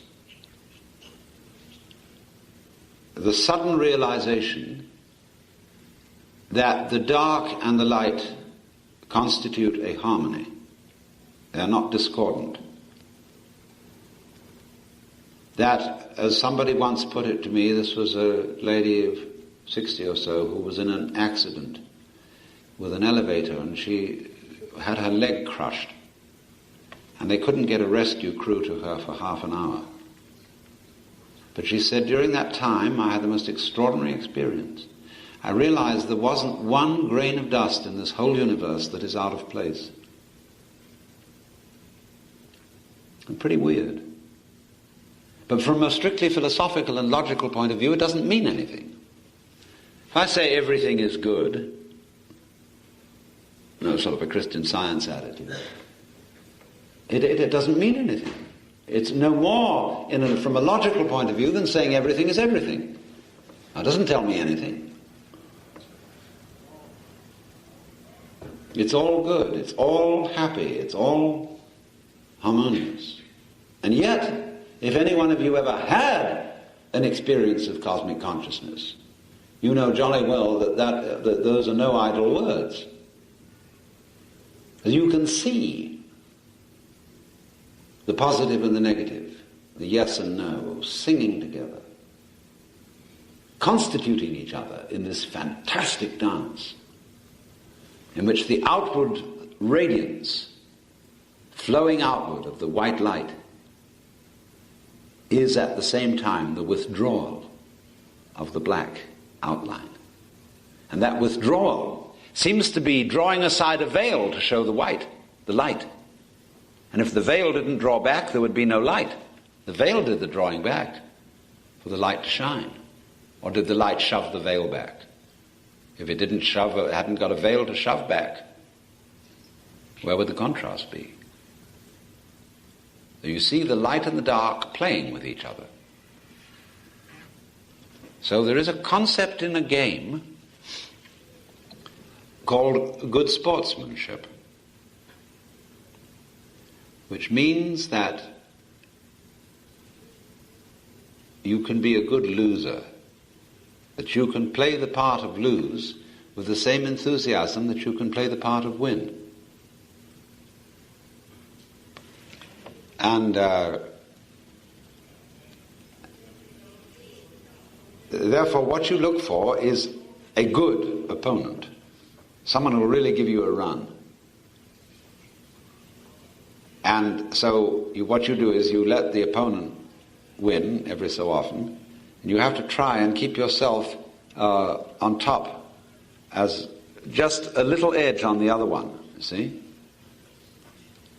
Well, after a while, you see, your consciousness changes, and you find you're always a little on top when you average it out, and that gets boring. So you're going after a while to let the other person average out. But then you're going to count the spaces, do you see? For a year, you average out. Then you'll allow your partner to have 6 months averaging out better. And you get a little more daring and give them 7 months. Then I'm going to catch up with you just at 11 months, and I'm going to come in again and I'm going to add another 12 months in which I'm the usual winner. See? But the more you think of that, the more you think, well, I'm kind of a cad to be like this. You're going to let the other person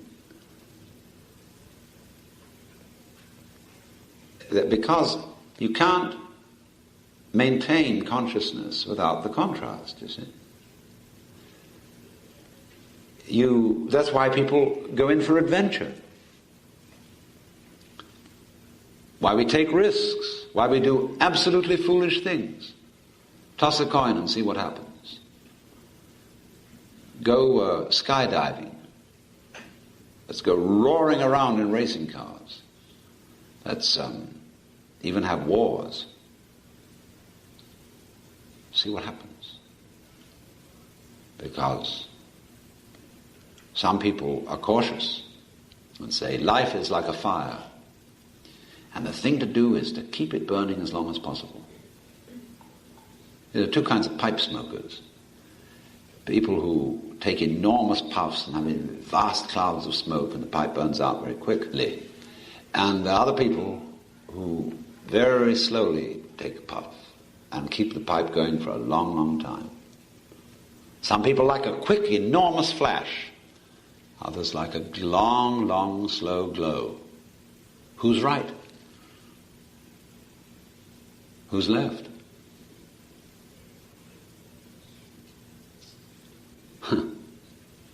You can take it either way. You may go off with a whimper, but we will go off with a bang. The morning glory blooms for an hour, and yet it differs not at heart from the giant pine that lives for 1,000 years. Fruit fly at the one end. Bzit lives a few hours. Tortoise at the other. Slow, solemn tortoise who lives for 500 years, but slowly. Maybe they both, from their own point of view, live the same time. Maybe the fruit fly thinks a few hours are very long, and the tortoise thinks 500 years are but 70, and all flesh is grass. From your own point of view, it's always the same, because it's your point of view. If you are a person born to riches, you will feel it's terrible to go down to poverty. But if you're born to poverty, that will be the usual state of affairs. You will think it's extremely lucky if you rise to riches.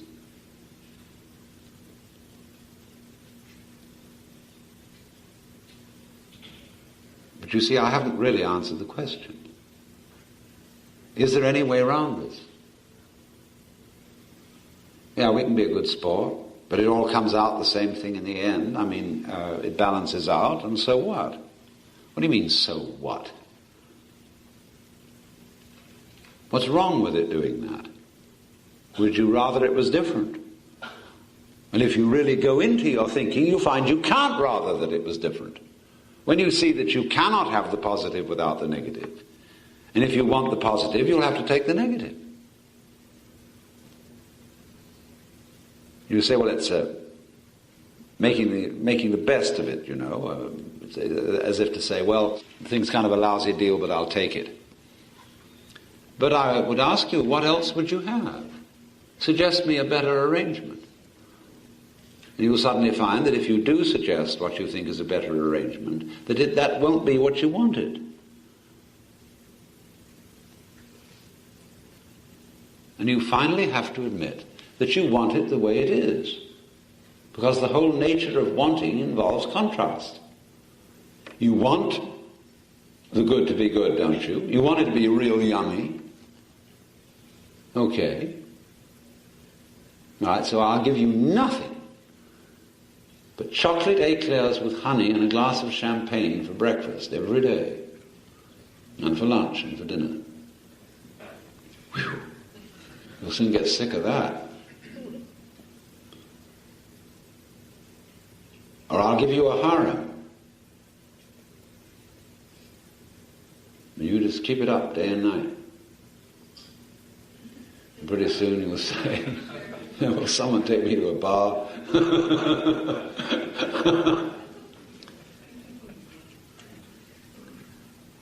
So by following this through the relentless logic of is you is or is you ain't, you come to the curious sensation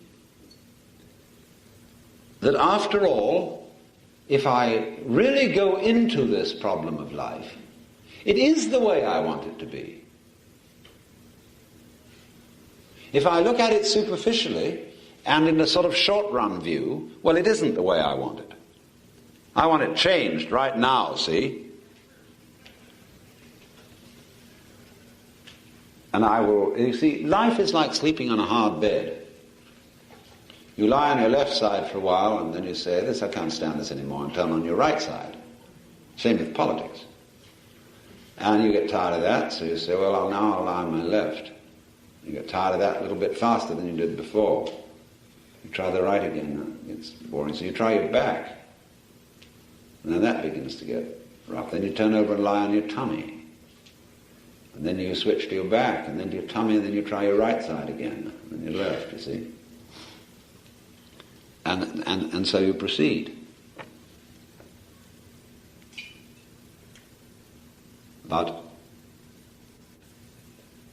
what else do you suggest? I would like it to be so that I was always comfortable. But you can see that if you were, you wouldn't know what comfortable is. So here's this puzzle. It's got two sides. Side one, I cannot beat the game of opposites. I cannot have more positive than negative. Side two, I wouldn't want it otherwise. Because I cannot imagine how to improve it.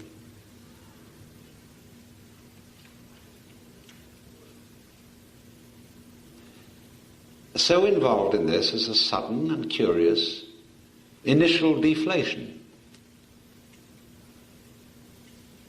I'm out of sorts when I feel there's no impression I can make on it, is it?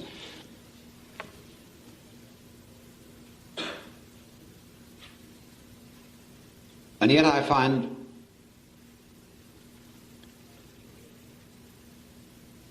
who is this I that's tried to interfere and wants to be challenged and is put out of sorts? Well, when I look for it, I can't find it. I cannot find an I, myself, opposed to they or it. Because how could I have the one without the other?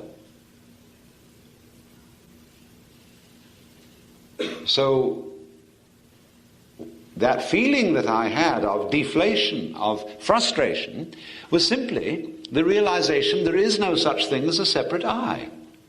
Now, if you don't want to feel that truth, you will resist feeling it. But if you're open, this logic of the opposites of the game of black and white will lead you ineluctably to the conclusion that you have no separate self apart from what is called other.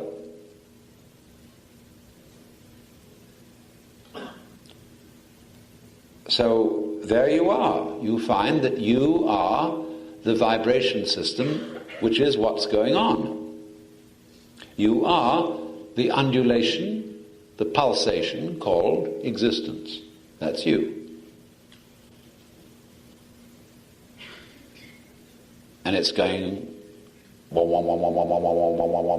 in ever so many different ways.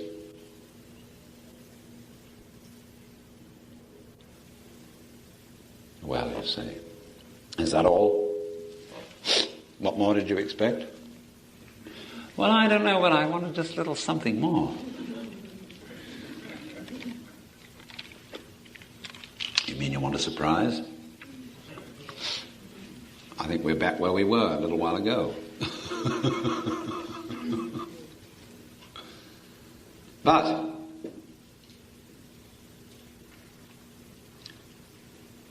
the surprise is in a way this. We are looking in this system for that little something more which will give it meaning. But we're looking for the wrong kind of meaning. The meaning of this, now you see it, now you don't. Is you is or is you ain't.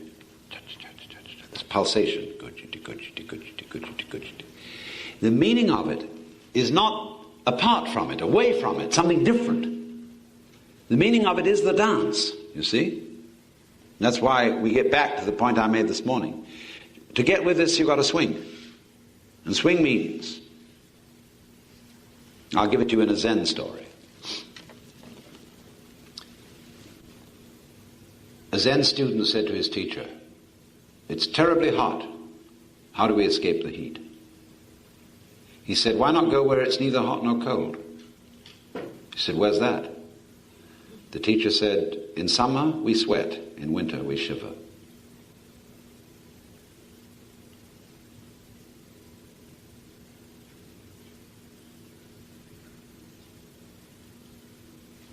So, it's the different from in Shakespeare's Richard II, where Bolingbroke is about to be banished. And John of Gaunt, I think it is, says to him, "To all places under the eye of heaven are to a wise man ports and happy havens." In other words, don't think the king has banished you. Think that you have banished the king. You weren't fired, you quit. And Bolingbroke replies, "Oh, who can hold a fire in his hand by thinking on the frosty Caucasus, or wallow naked in December's snow by thinking on fantastic summer's heat? Fell sorrow's tooth doth never rankle more than when it bites and lanceth not the sore." In other words, if during the winter I think of the summer, it's colder. And if during the summer I think of the winter or ice cream, it's hotter. So that's why the Zen master replies, "In summer we sweat, in winter we shiver. When it's hot, eat curry. When it's cold, try ice water." Oh, swing with it. Roll with the punch. This is judo. Because the colder you make it, the hotter it'll get. Now we'll have an intermission.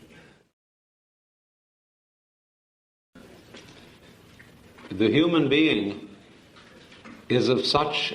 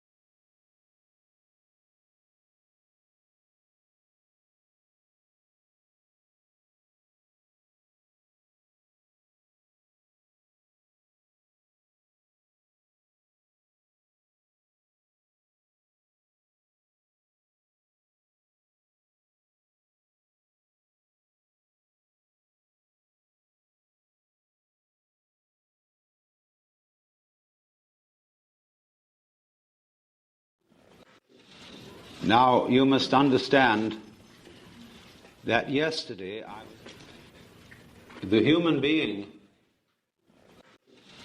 Now, you must understand, yesterday I was doing a demolition job. The negative aspect of what we're talking about, the pursuit of pleasure, and by approaching it from two different points of view, I was explaining the fact that there really isn't anything that you can do to transform your consciousness into, shall we say, the state of pleasure or ananda, bliss, ecstasy, especially the very high ecstasy of everyday consciousness. There's nothing. And I worked on this especially through an analysis of the nature of the opposites of perception by contrast. And so that leaves you flat. And so from that place where we can apply the Turkish proverb, "He who sleeps on the ground will not fall out of bed,"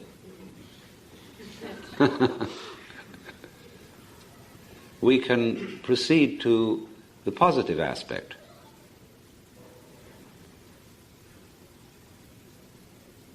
Now, what happens when we are at the end of the negative aspect? When we come to the depth of the yin motion, which is the seed point of yang. What happens when you are really convinced that, first of all, there is nowhere to be but now, impossible to be anywhere else, to be conscious of anything else except what is present,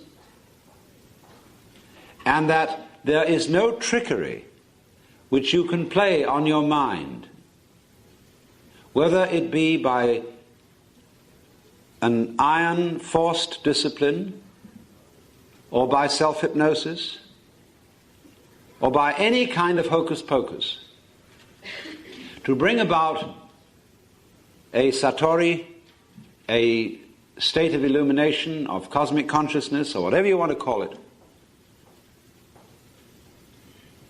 Because this will always be a case of a vicious circle in which the person who needs to be transformed is attempting to do the transforming. In other words, it's the old story of trying to lift yourself up by your own bootstraps, trying to bite your own teeth, look into your own eyes without a mirror, gild the lily, put legs on a snake, beard on a eunuch, and so on.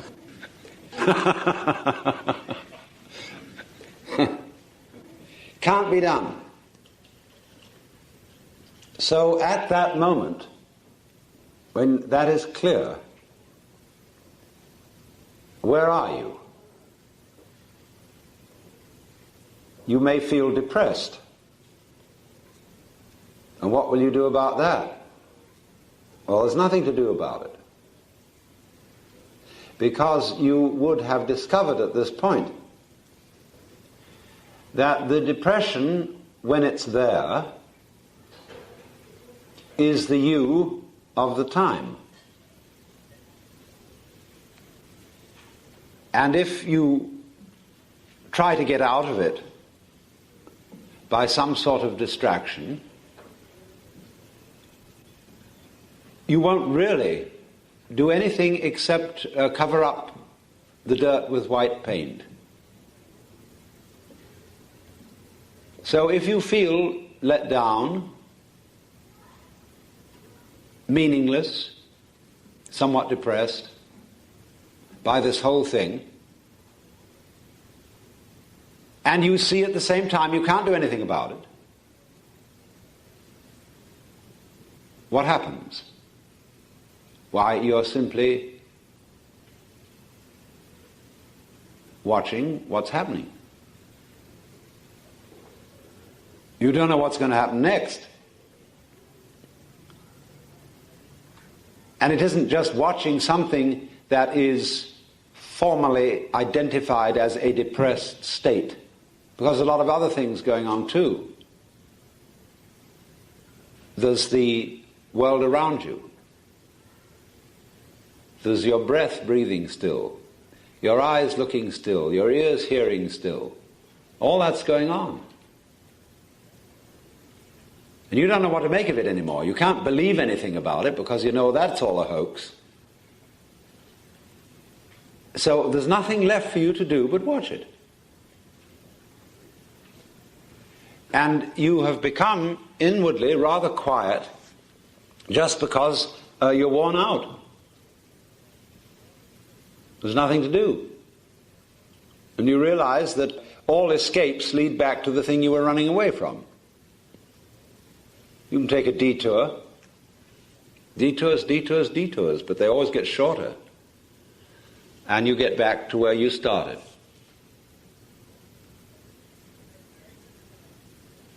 So, when this sort of defeat of all enterprises and ideals and aspirations occurs, you find yourself naturally, and not in an affected or forced way, in the contemplative state, where you're just watching what goes on. And even if you're automatically thinking about it, because you realize that those thoughts are futile so far as changing anything is concerned,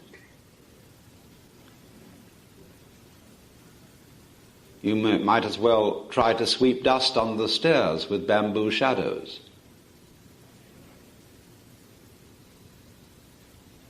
And so you watch your thoughts as if they were the ticking of a clock, or birds chattering outside the window, or water falling, or a leaky faucet. And they just chatter on. And life does its thing, and you watch. The thoughts, because they're just chatter, begin to go away. And the past has disappeared, because you know it's just memory. The future has disappeared because it hasn't happened. Never does, tomorrow never comes. There is no tomorrow. And if you don't realize that, it's useless for you to make plans for it. If you do realize there's no tomorrow, then maybe plans will be of use to you. Because when they work out, you can enjoy the result. But if you're not all here, you can't. So tomorrow can only be handled by those who don't take it seriously. So there you are. Now, if you've read the literature, which many of you have, of mysticism and yoga, Buddhism, Vedanta, so forth, you know it's said again and again and again that this kind of vision, this way of seeing, is always dependent upon transcending your ego in one way or another, giving up. Well, here you are. You've given up. Only you are not able to pride yourself on having achieved a great achievement. And this is the snare for all people who go into these spiritual disciplines. They make a project of getting rid of their ego. And they're terribly proud of it. They come home and brag about how much they suffered, how long they sat, and how their legs hurt so much. And they're absolute bores. And this spiritual braggery is nothing more than blowing up and inflating the ego to a colossal degree because the ego is undertaking the actually impossible but seemingly incredibly difficult task of getting rid of itself. So, when you run into this kind of thing, don't be beguiled. All those disciplines to get rid of your ego have as their underlying design to persuade you that it can't be done. Not in a merely theoretical kind of persuasion, but so that you actually realize that you can no more get rid of your ego than you can put out fire with fire. It is precisely, you see, the ambition of the ego to be egoless. When you find a person who is what you might call frankly egotistic, makes no bones about it, he will be less egotistic, actually, than people who are very self-effacing. That's a curious thing. People, for example, who speak very frankly and tell the truth and come right out and say whether they like you or whether they don't, whether they want you around or whether they don't. And you say, well, can I stay overnight? And they say, sorry, but I'm tired and I don't want anybody around. You think, well, is that selfish? But that kind of selfishness is not really selfish, because with a person like that, you always know where you are. Nobody likes to impose on anyone else, and you can't impose on that kind of person. That makes for a very comfortable relationship. So you owe it to other people to be as egotistic as you are. Then they know where you stand. But if you come out full of love and full of good intentions and make promises to all kinds of people and say, oh, you'll do this, that, and the other for them, and then you forget about it, or you're too lazy, or you think you'd rather not, they've been relying on you for your promises, and then you let them down. Simply because you weren't selfish when it was time to be selfish.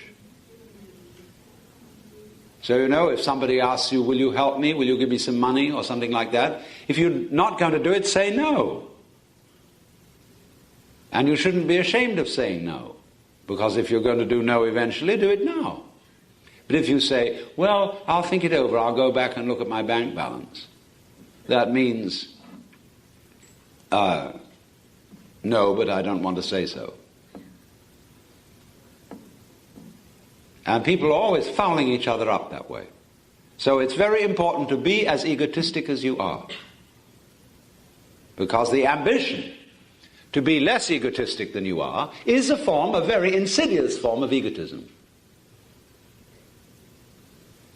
And there is nothing more reprehensible than the ambition to be a saint.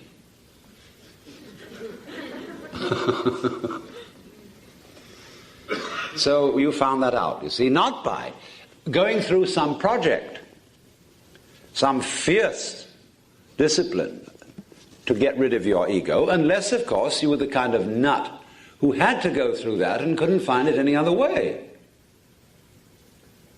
That's why I have nothing against gurus who put people through all sorts of complicated obstacle races, because those people asked for it. They wouldn't have respected the guru unless he had made things difficult. It's on the principle of anyone who goes to a psychiatrist should have his head examined. There it is. Because, let me repeat the point, you are responsible. And when you go to a guru, you did it. And you gave him authority to take charge of your spiritual development. And he's going to show you that the authority was always yours. But he can't do that by just talking. He has to carry the absurd things you are doing to their logical extreme so that you will find out. You are making yourself miserable. He will increase your tendency to do so until you find out that it's you who are doing it. Well, I say you find out it's you who are doing it. Who is you? We never have to define this because it's become like a point in modern geometry. or mathematics. In the old Euclidean system, we said a point is that which has position but no magnitude. A kind of absurd definition. But in mathematics today, we don't define a point at all. We say it's a limit of size.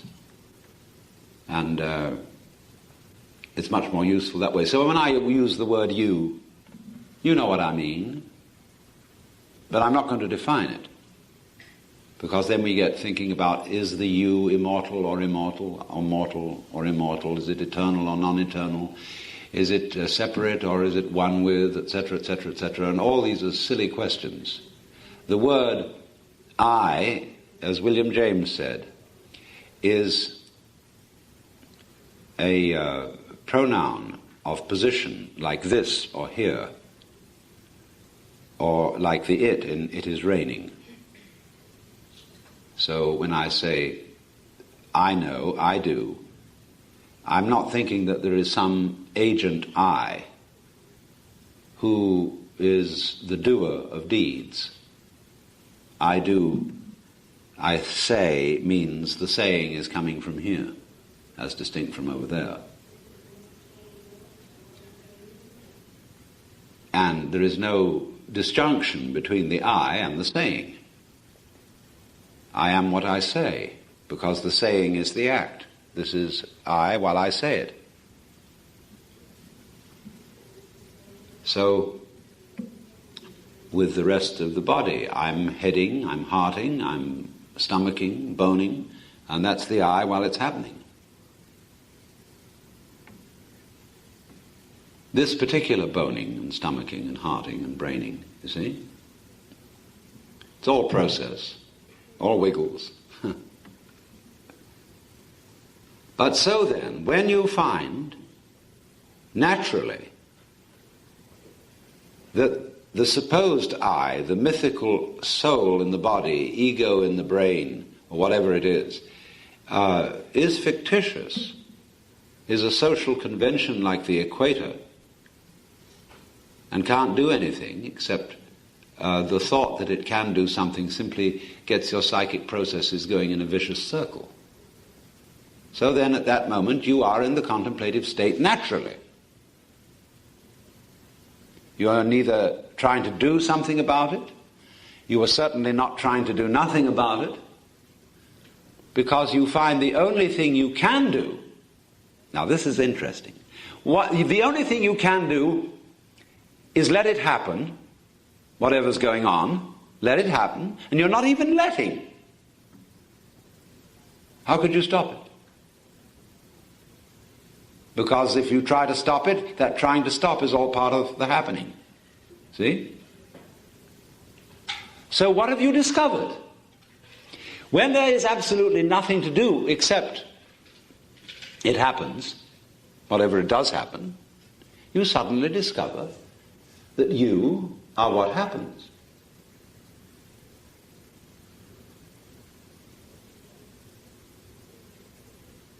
That you're not limited to what goes on inside your skull,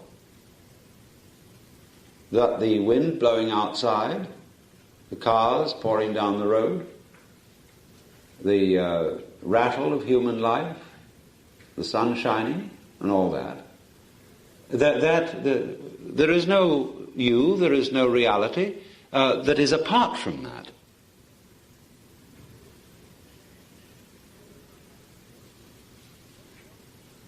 Then stay with that a while.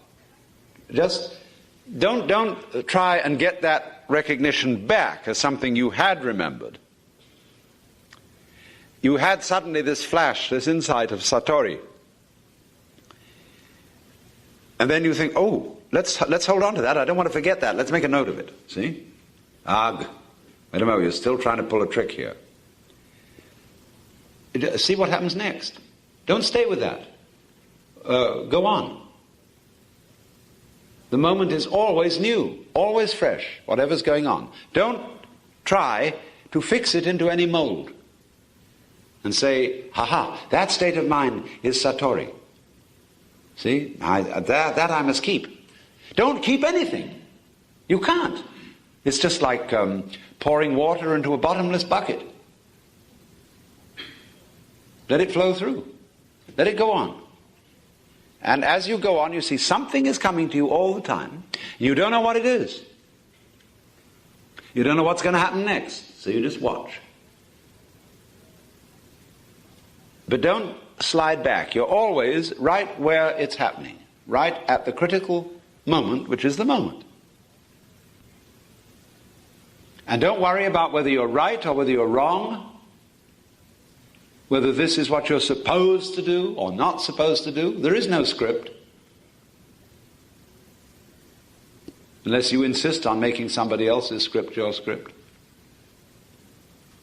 And you see it coming at you. And yet you realize it's not coming at me from somewhere or someone else. This spontaneous arisal is me. There isn't any me besides this. So when the chickens cluck outside, that's just the same as my having belly rumbles. It's all me, from each one of our points of view. Now then, as you well know, those things in life which are most pleasurable almost invariably happen unexpectedly. They are not contrived. When I take students with me to Japan, the first thing I tell them when we sit down together is that this is not going to be a scheduled tour, except within certain rather vague limits. Many people, when traveling in foreign countries, see nothing because they see what they're supposed to see. Somebody tells them, when you go to India, you've got to see the Taj Mahal. You must see the caves at Ajanta. You must see the burning ghats at Benares, and so on. And they all go and see that so that they can say, I've said it, I've seen it. And then they take these little black boxes, which are capturing devices for grabbing experience, and they fascinatedly go around, click, click, click, click, click, click, like this, and never see anything. They're always looking at the aperture figuring and see that that's right, and so on. And it's an absolute drag taking a camera, especially if you're not a professional photographer. You know, you just have to preserve this memory of this one thing. Once in a lifetime, I got a chance to see the Taj Mahal. Click.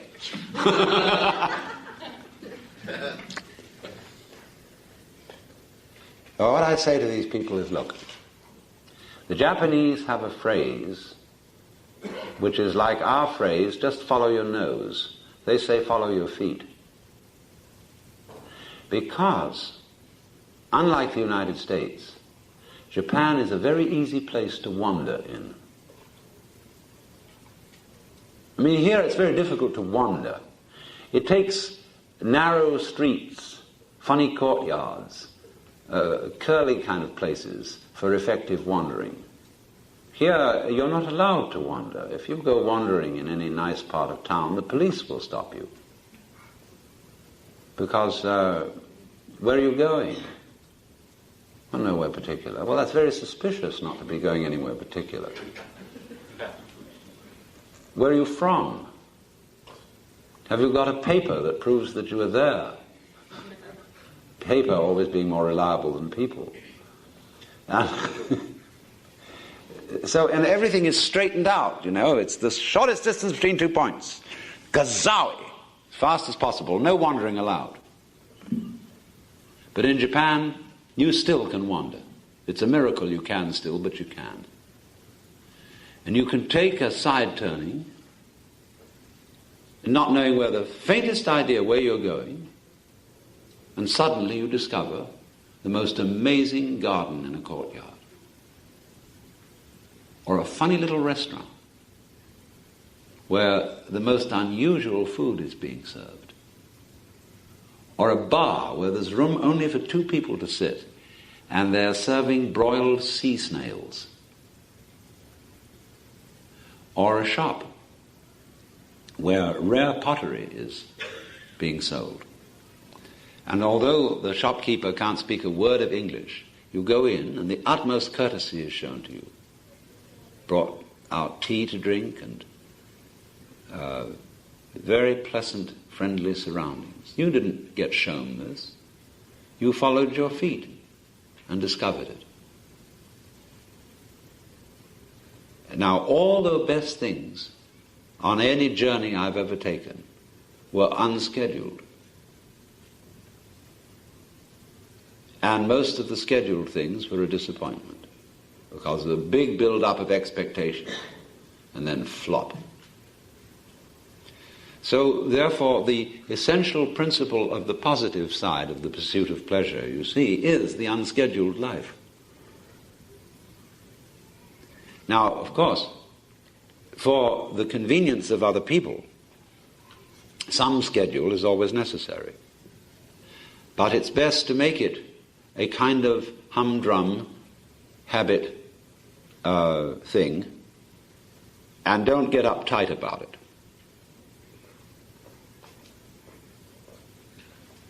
Because it is nothing more, just as the skeleton is a framework for the flesh, so a schedule is bones for wiggles, snakes on ladders.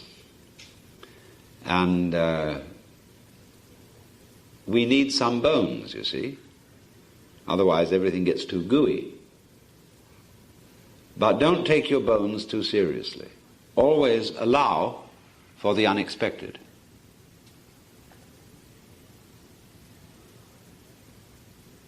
Because this is true at the level of the most simple sensuous pleasures, as well as at the level of high mystical experience. So the paradoxes that come into mystical literature, such as that he that would save his life must lose it, or loose it, or the highest knowledge is non-knowledge, in the Kena Upanishad, where it is explained that Brahman, the Supreme, is known to those who know it not. All that sort of paradox is simply this, you see, that the cosmic consciousness is what arises of itself when you see that nothing arises at all except what arises of itself. In other words, life isn't something on the one hand happening to you on the other, or being done by you on the one hand to it on the other. The whole thing, you and it, is a spontaneous occurrence that is going on. The word spontaneous in Chinese means of itself. Zhiran means in Chinese what is so of itself, and it's their word for nature.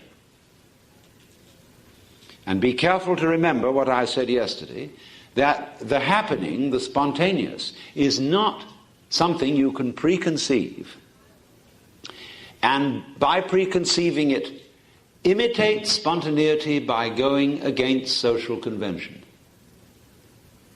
Because then you are merely acting out the obverse of the convention and being conditioned by it as ever. The truly spontaneous can only happen of itself, and you cannot arrange it.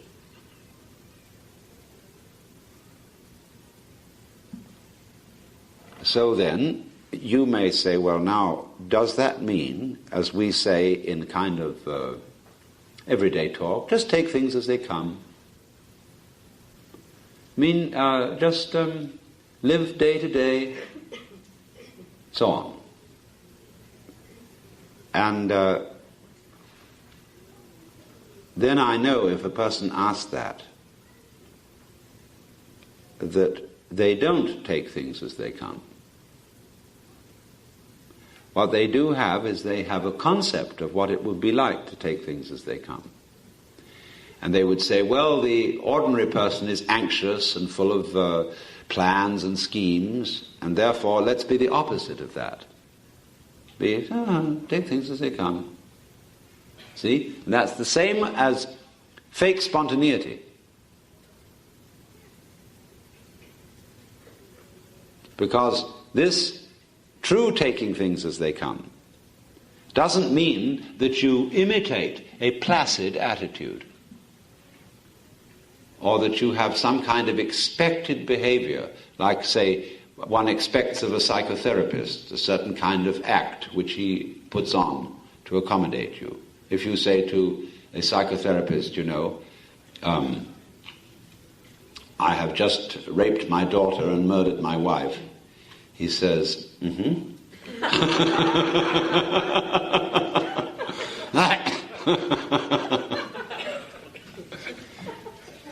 And, that's an amazingly unhuman reaction. So, also then you see, people have preconceived notions of a mystic, or a Buddha, or a sage, and they think he has no emotions. And so when Zen masters, for example, get angry, they get so angry that the room rattles.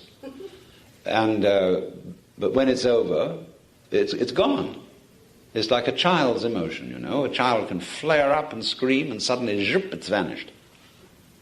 And people think, well, he ought to have more control over himself. Isn't he supposed to have all that yogi self-control and all that no emotion, and be completely serene and placid under all circumstances? Rubbish. That would be to say that a stone Buddha is as good as a living one. That isn't to say, we will test your virtue by taking out our stopwatch, and we will bang you about and see how long it takes you to scream. If you don't scream at all, then of course you win. But it doesn't make much difference. You might as well be dead. Is that a test of anything? It's simply a test of insensitivity. So, don't think, therefore, that there is some kind of stereotype of what this state is. We don't know what this state is. And those who have tried to write it down and explain it have always said, but it's ineffable. And what I'm trying to describe is I'm doing my best, but I know I can't really get it across.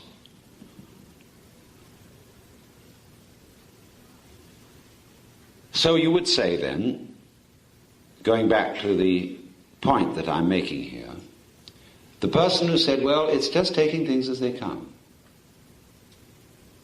And by that you think of something like, you get up and brush your teeth and take a shower and look out of the window, and then you put on your pants and have a boiled egg for breakfast, and then get on the bus and go and do some business and so on.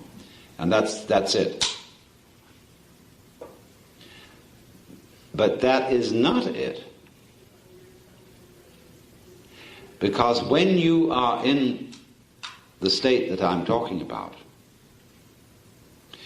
what, from the former point of view, would have appeared to be nothing more than ordinary everyday life, is suddenly seen to be a magical process.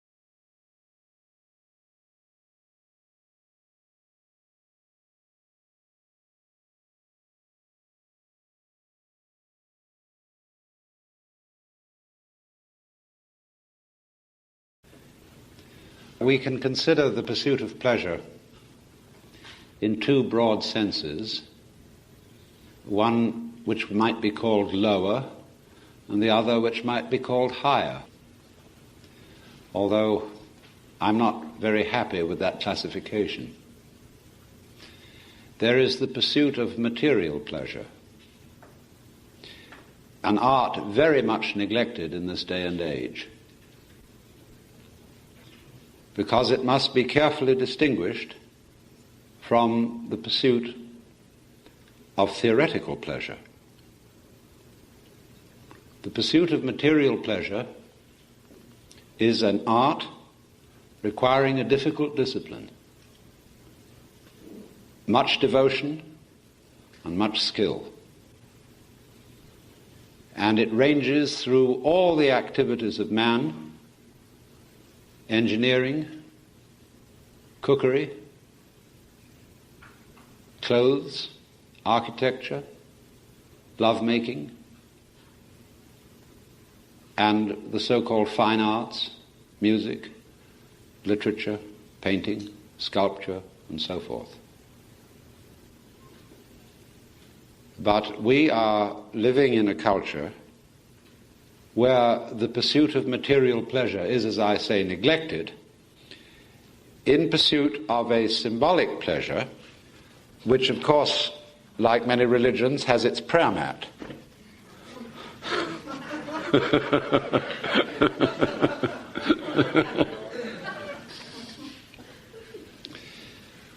Because a monetary unit is, of course, useful in exactly the same way that inches and hours, days, months, pounds, grams, and other units of measure are useful. But nobody has yet made a claim to fame by collecting inches. I have more inches than you. Because it is not a matter of social agreement that the possession of inches represents the possession of wealth.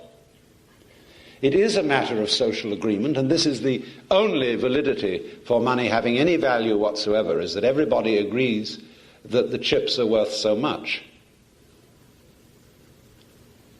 And money is exactly like poker chips, except there's an agreement between all of us that we will accept them in lieu of goods and services. But goods and services constitute real wealth. And we are living in a society where we eat the menu instead of the dinner, because we are more interested in accumulating the tokens of wealth than wealth.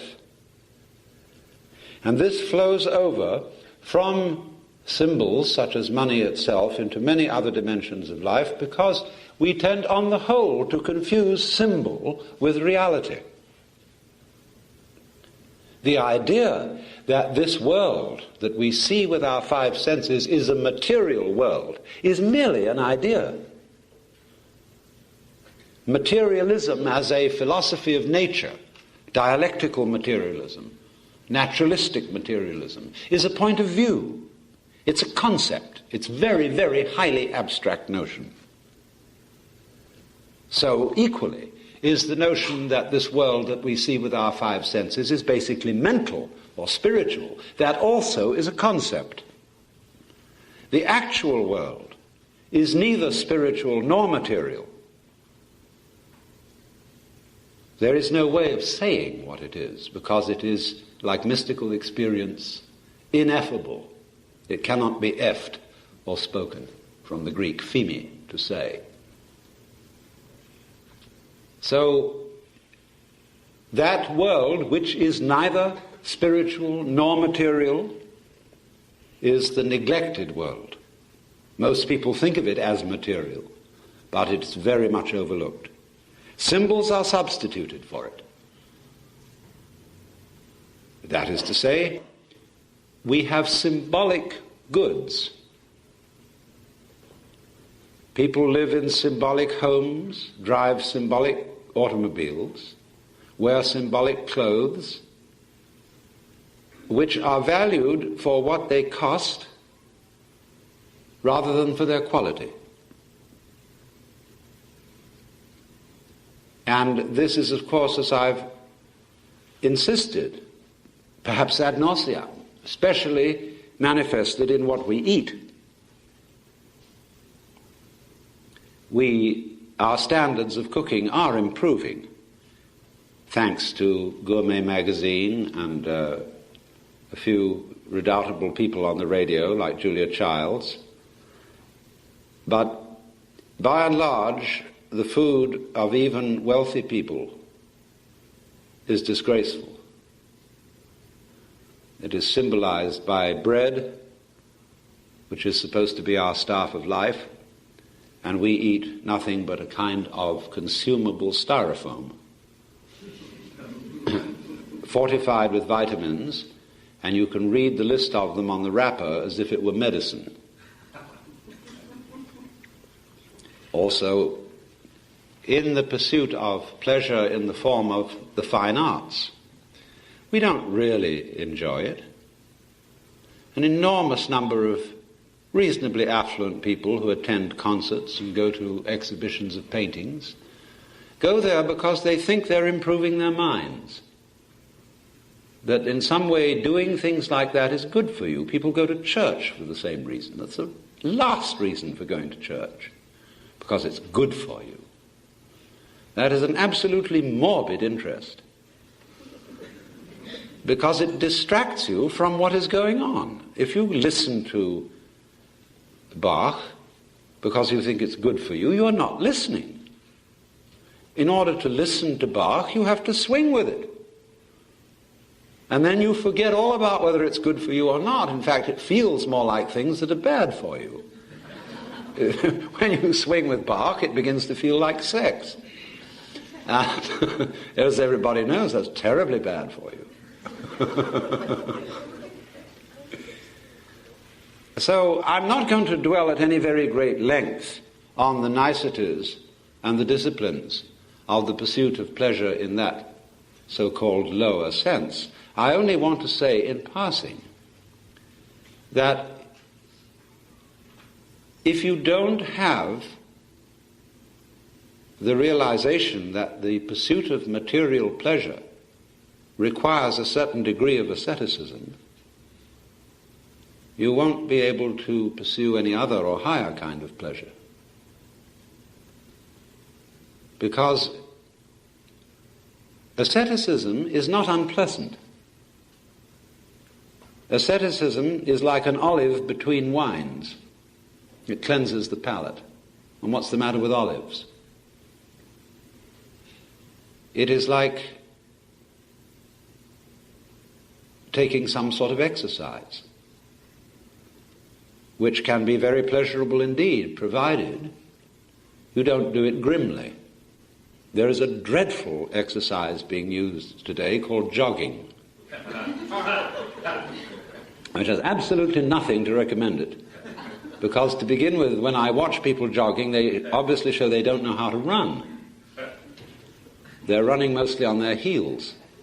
And that jars the bones all the way through and upsets the vertebral discs and so on.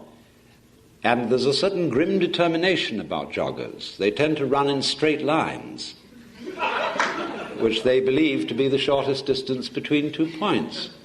Now, a straight line is not the shortest distance between 2 points on Earth, because Earth is wiggly. It is not a flat surface, except by courtesy of bulldozers and occasional freaks of nature. This world, as I keep repeating, is a fundamentally wiggly phenomenon. But wherever human beings have been around, you will see they have a passion for Euclideanism. Everything is ruled out in straight lines and put in boxes, and grid patterns of streets are laid across the surface of the earth. And that tells you human beings have been there. Why this passion for Euclidean order? Because Mr. Euclid had a very, very simple mind and tended to think in these rather uninteresting shapes instead of in curvaceous wiggles. Now, nobody would fall in love with a Euclidean woman. What we appreciate about women is their curvaceousness, their wiggliness. And wiggliness offends some people because they are not sure of it. They can't figure it out. You never know quite what it's going to do next. That's why people often don't like snakes, because a snake is the great symbol of wiggly vitality, of undulation, of waves. And all this world is fundamentally a system of wave vibrations. And if you cannot wave with it, if you are rigid, you will always be resisting life. So wiggliness and going with wiggliness, in other words, do you swing, is fundamental to the pleasure of life. But you see, where we think that order and getting things in order is getting them squared away, we're always saying, let's get it squared away.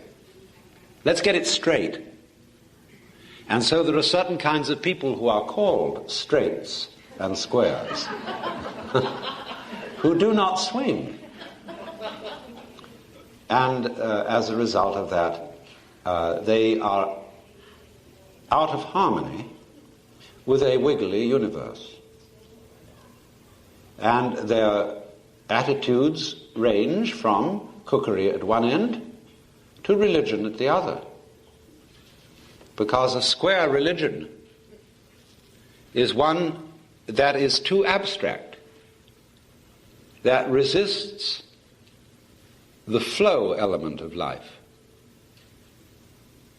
It wants a canal instead of a river. And it conceives heaven as a city rather than a rose garden. Paradise is a garden. And all the trouble began when people substituted the heavenly city for the paradise garden. When, in other words, popes began to be called urban and unbelievers were called pagan, because a paganus is a country dweller, a man of the wiggles, as distinct from a man of the streets. A liver under the sky instead of one who lives in a box. Because the box, you see, is the great symbol of classification. What box are you in? All words are labels on intellectual boxes. Is it animal? Is it vegetable? Is it mineral? 3 boxes. Is it solid or is it a gas? Is it Republican or is it Democrat? Is it capitalist or is it communist? Is it Christian or is it heathen? Is it male or is it female? All boxes. And so because we think in boxes, we live in boxes, all made out of ticky-tacky, and they all look just the same. And whereas certain kinds of fish live in beautiful shells, glorious spirally wiggles on them and lovely colors. And but we tend to want everything straightened out, you see. And that rigidity is always in a fight with the surrounding fluidity. And so we are, as it were, landlubbers rather than men of the waves. And the British have always made a great thing about this because they've always associated freedom with the ocean.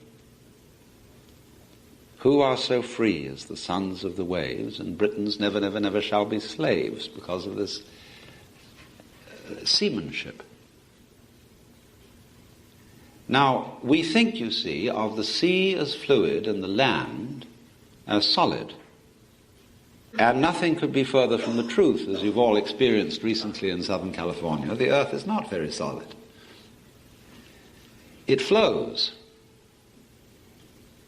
Where I live, in Sausalito, we have along the waterfront a lot of land that has been reclaimed.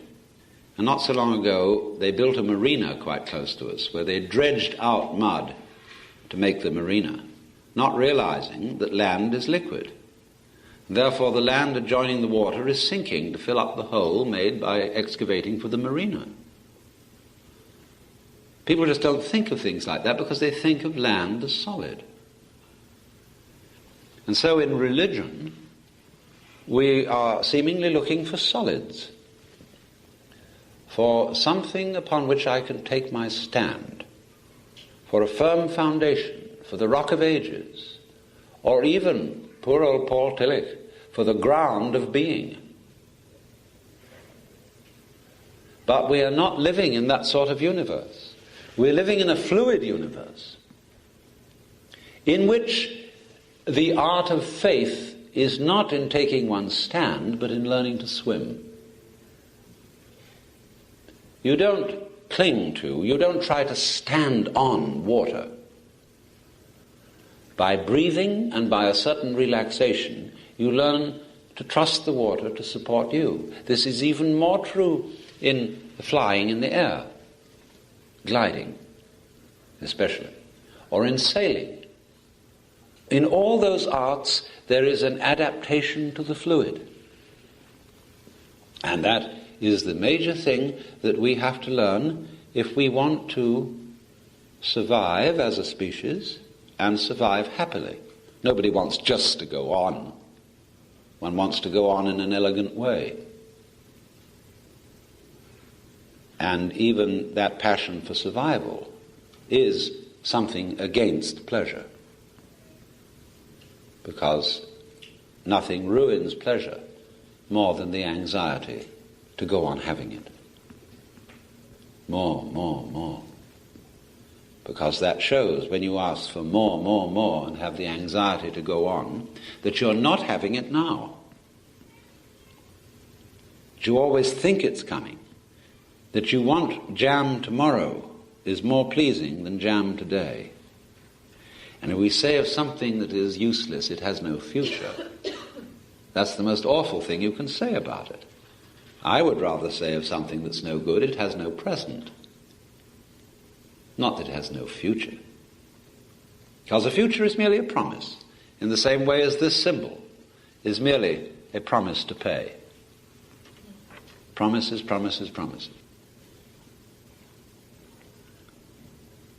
So, therefore, it is fundamental to pleasure that one learns to wiggle and not be stiff and rigid. As we would say, let go. Relax. That doesn't mean become droopy. Relax means to become supple. It also means to learn the strength of your weight, how to use weight, how to flow with gravity. Water, for example, always flows with gravity. And it wiggles. It takes the course of least resistance, and yet has tremendous strength. But we, in our white Anglo-Saxon Protestant ethical system, not to mention our Irish Catholic one, which is really the same thing, only a little bit more fancy and dressed up in lace, is to take the line of least resistance is considered cowardly and despicable. Go straight, kaflooing, right through, with a bulldozer ahead. Why go straight? Well, you've got to get there. Fastest way, shortest distance between 2 points. And I get back to jogging.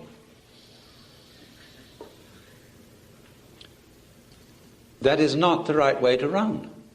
The right way to run is to dance. To dance across the countryside. And anyone who dances across the countryside will outwit and outtime the jogger. I don't know if any of you witnessed the World Cup in soccer last year on television. It was won by the Brazilian team. And I have never seen such soccer. That's not the way they taught us to play it in school. As the sports writer in the London Times put it, they danced their way to victory. Because the whole thing was like very fine basketball, where instead of being this sort of tough pushing to victory, they were lilting with the ball and the most incredible teamwork of subtle passing, bouncing it off almost any part of the body with the capacity to give it direction, with one's back, with one's shoulder, with one's hip, anything, head. It was a beautiful art and a magnificent spectacle. But you see, we are not taught to do things that way, because we are taught that life is serious and therefore must be done in an efficient way, but according to Euclidean ideas of efficiency. In ancient times, when people worked, they used to sing. Hardly anybody sings anymore, except at a performance of some kind or something like that.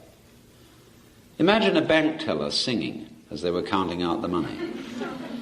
Oh, the king was in his counting house, counting out the money, 5, 10, and 20, 30, 40, 50, you know. Why not? What would happen if you were confronted by a singing bank teller? You would complain to the management and say, this is money, it's very serious.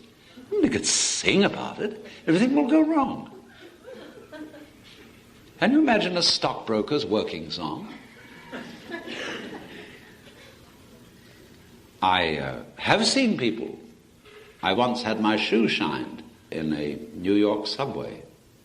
That was a most extraordinary performance.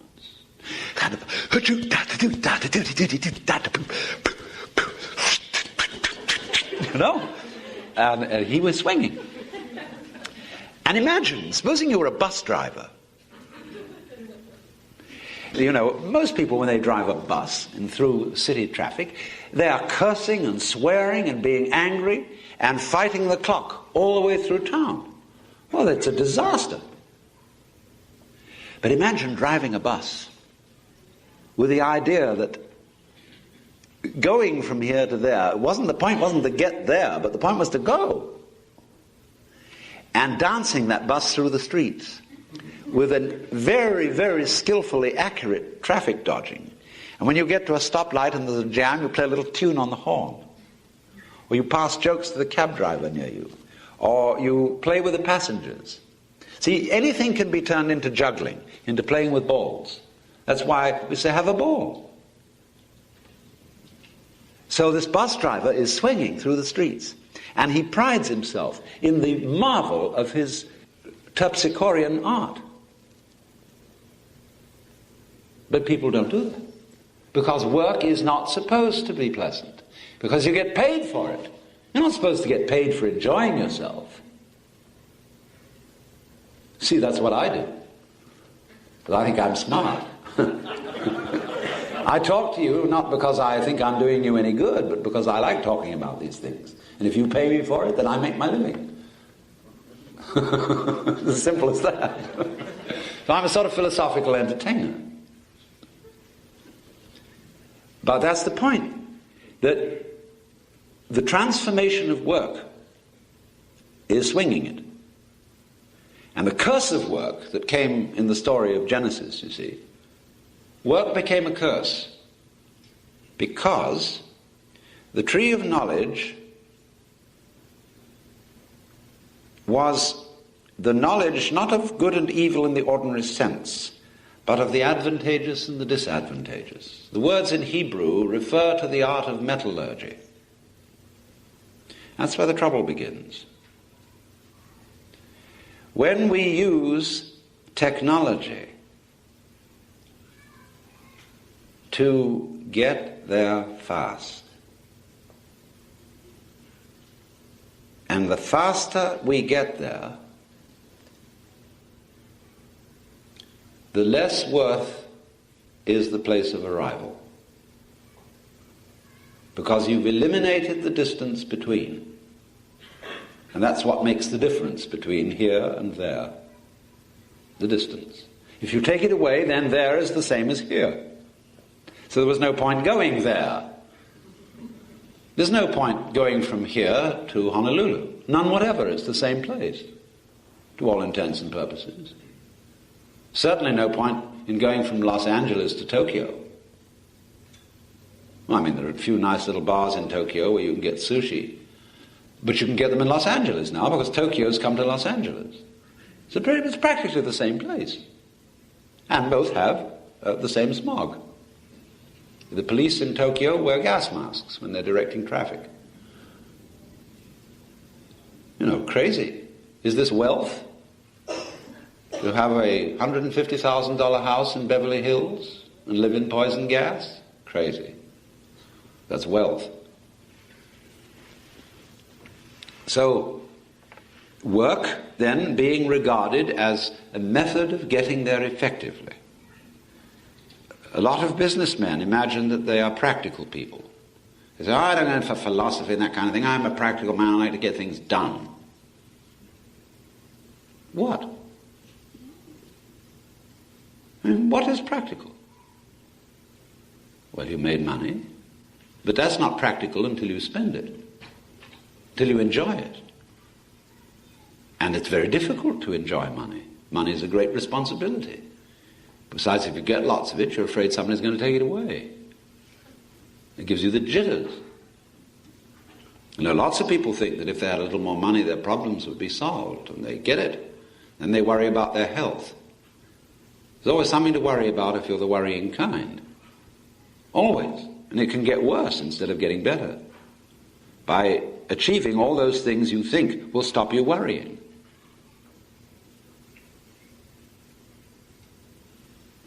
So the first principle in, we could call it the art of pleasure, is you must swing. And that means, or at least it looks like, superficially, that you mustn't take anything seriously.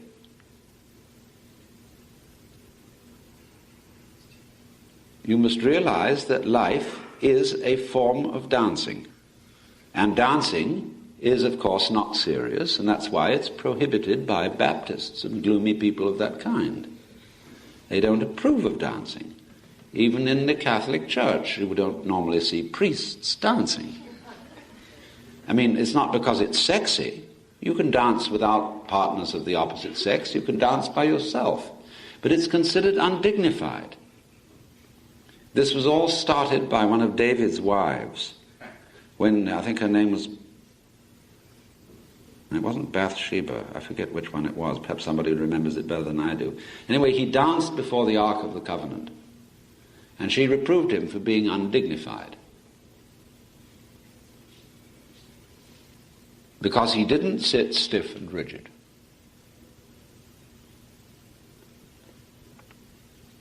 But what is the virtue in being stiff and rigid? As Lao Tzu said, man at his birth is supple and tender, but in death he is rigid and hard. Plants when young are juicy and soft, but when old they are brittle and dry. And thus suppleness and softness are the signs of life, but rigidity and hardness are the signs of death. I suppose some men confuse psychic rigidity with getting a hard-on, or at least substitute it for it, as they substitute guns, rocket ships, and other things of that kind to manifest a masculinity which isn't really there. But certainly women should uphold to us. I mean, the real secret of women's liberation is the liberated woman, the woman who is the human serpent, the wiggly one, the gentle one who has the power of water. And we should look to that, as Lao Tzu again said. The valley spirit does not die. The valley spirit, that is the spirit of the valley, that is the feminine as distinct from the mountain, which is the male. And so, while being a man, you should have a certain feminine element, because then you will become a universal channel. Hold to the masculine, yes. The mountain is necessary for there to be a valley. You can't have valleys without mountains. But unfortunately, the gorgeous music of Handel has prevented us from realizing the horror of that biblical passage. Every valley shall be exalted, and every mountain laid low, and the rough places made plain. Why, it's happening all over California.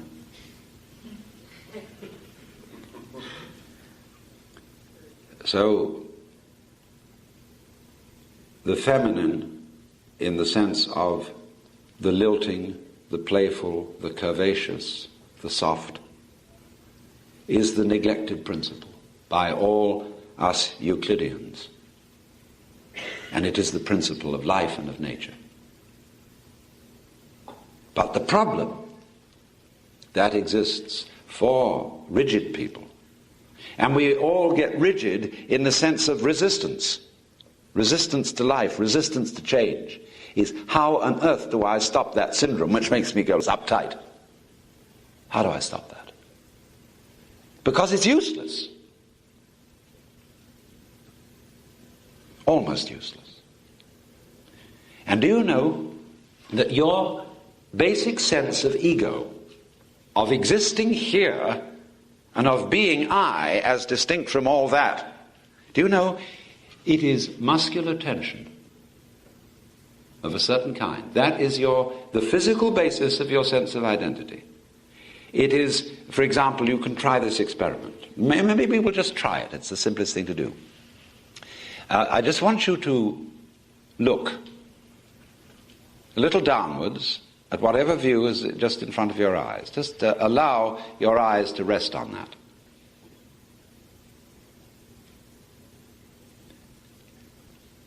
Just let the light, the color, play with your eyes, see? Just rest it, easy. Now, supposing I said, now, I want you to look hard at it, pay attention, to be totally attentive and aware of what is in front of you. So look hard. Now do that. Do whatever you would do if somebody told you to look hard.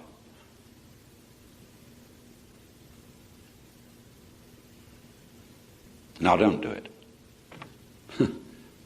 Just see. Don't look. Now again, look hard.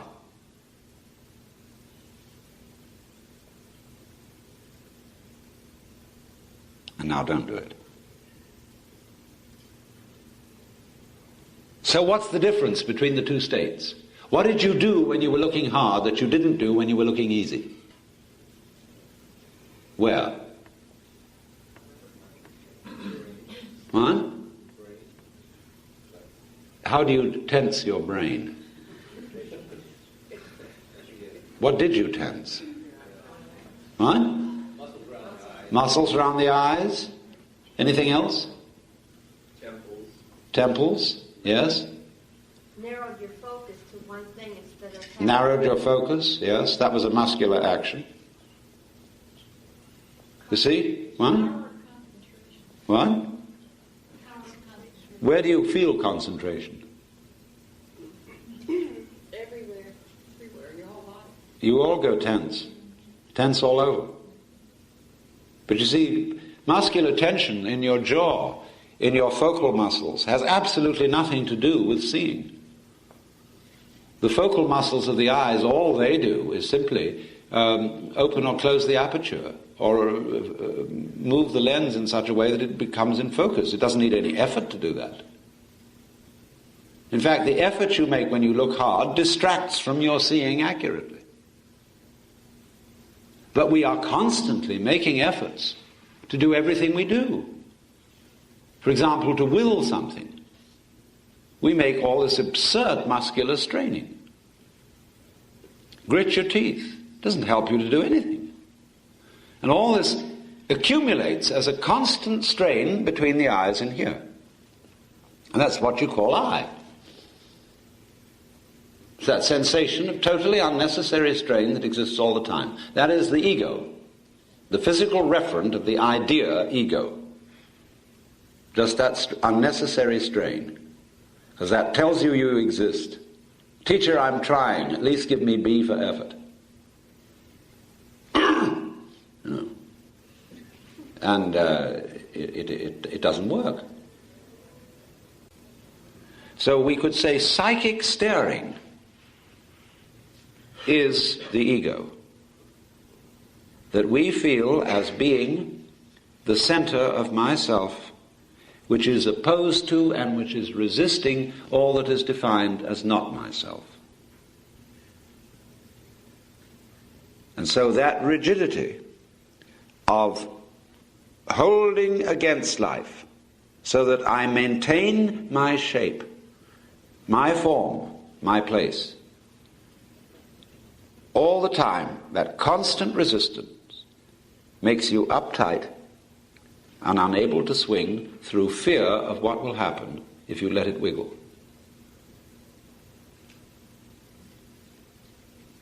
And so therefore a non-wiggly person is unadaptive in a wiggly world. And so you get these insectual, mechanical-like behavior patterns that have to go on regularly, always the same. Chug, chug, chug, chug, chug. And they're not adaptable. And it doesn't hold up as we watch, you see. It isn't holding up. The cracks are in the pavements. And, the grass comes through. We're squaring all the fish out of existence. What will there be to eat? Somebody said we're going to be left with nothing but crows, crabgrass, and inedible fish.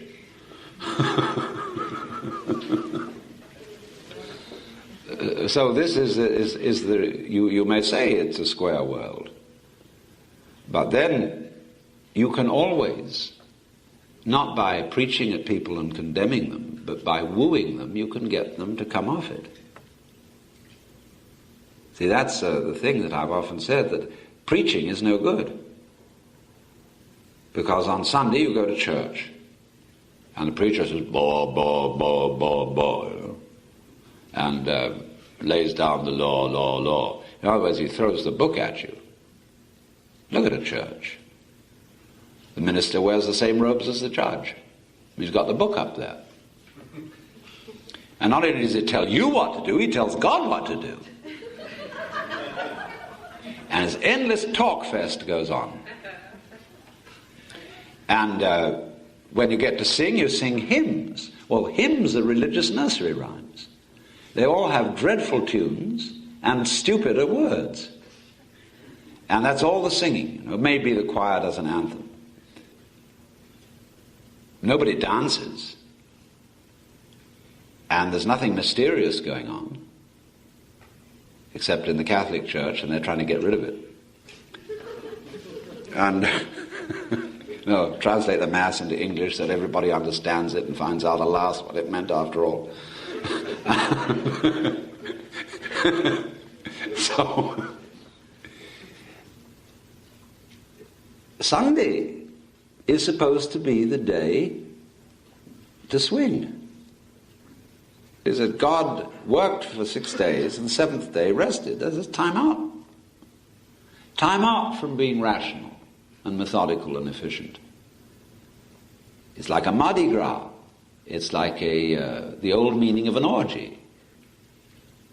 A carnival. You've got to be crazy. A little.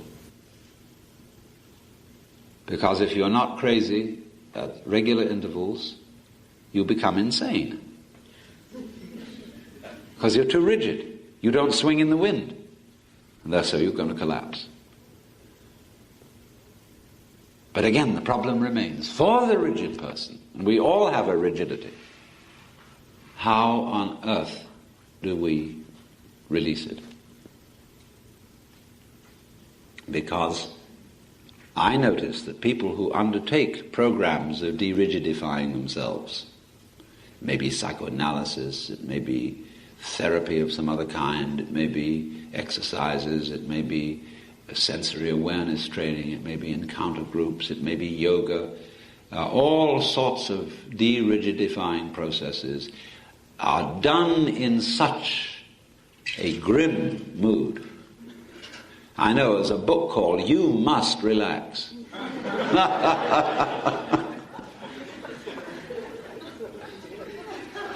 Because then people get into these things. And they start playing games. You know, it's like people who retire and they think they're going to have fun. So they get on the golf course early in the morning. And instead of enjoying golf, which is entirely possible, they begin to think not in terms of athletics, but of mathletics. What is my score? See, they gamble on it. And that gives it the interest of the prayer mat, of the abstract aspect, you see. How much? What is my measure? Do I matter? That matter is the same as the word meter. See, measure. Do I matter? And so they get this religion of golf and are playing all sorts of social games tied in with it. See, it's very serious. Then when golf is over, they'll go to the bridge table. When they're completely worn out, they'll get vaguely drunk. And this grim pursuit of pleasure goes on.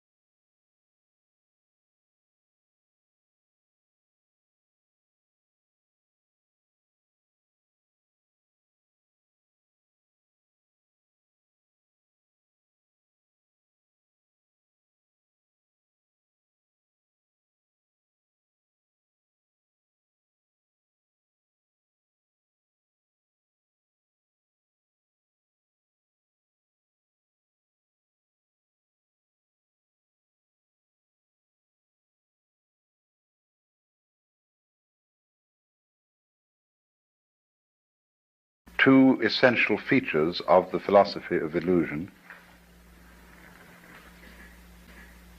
The question that we have to decide whether to take life seriously or not, that is to say, whether the plot is comic or tragic. Any other way of looking at things is kind of schizoid. It looks at human beings as if they arrived in this world like a bunch of birds on the branches of a barren tree. And they just got settled there, and they don't belong. The sense of being strangers and pilgrims from another domain altogether. Well, where is this other domain? And how does it relate to this one? Are they separate? I showed you that even when we say that two domains are the poles apart, the very fact that they're poles shows that they have a hidden connection.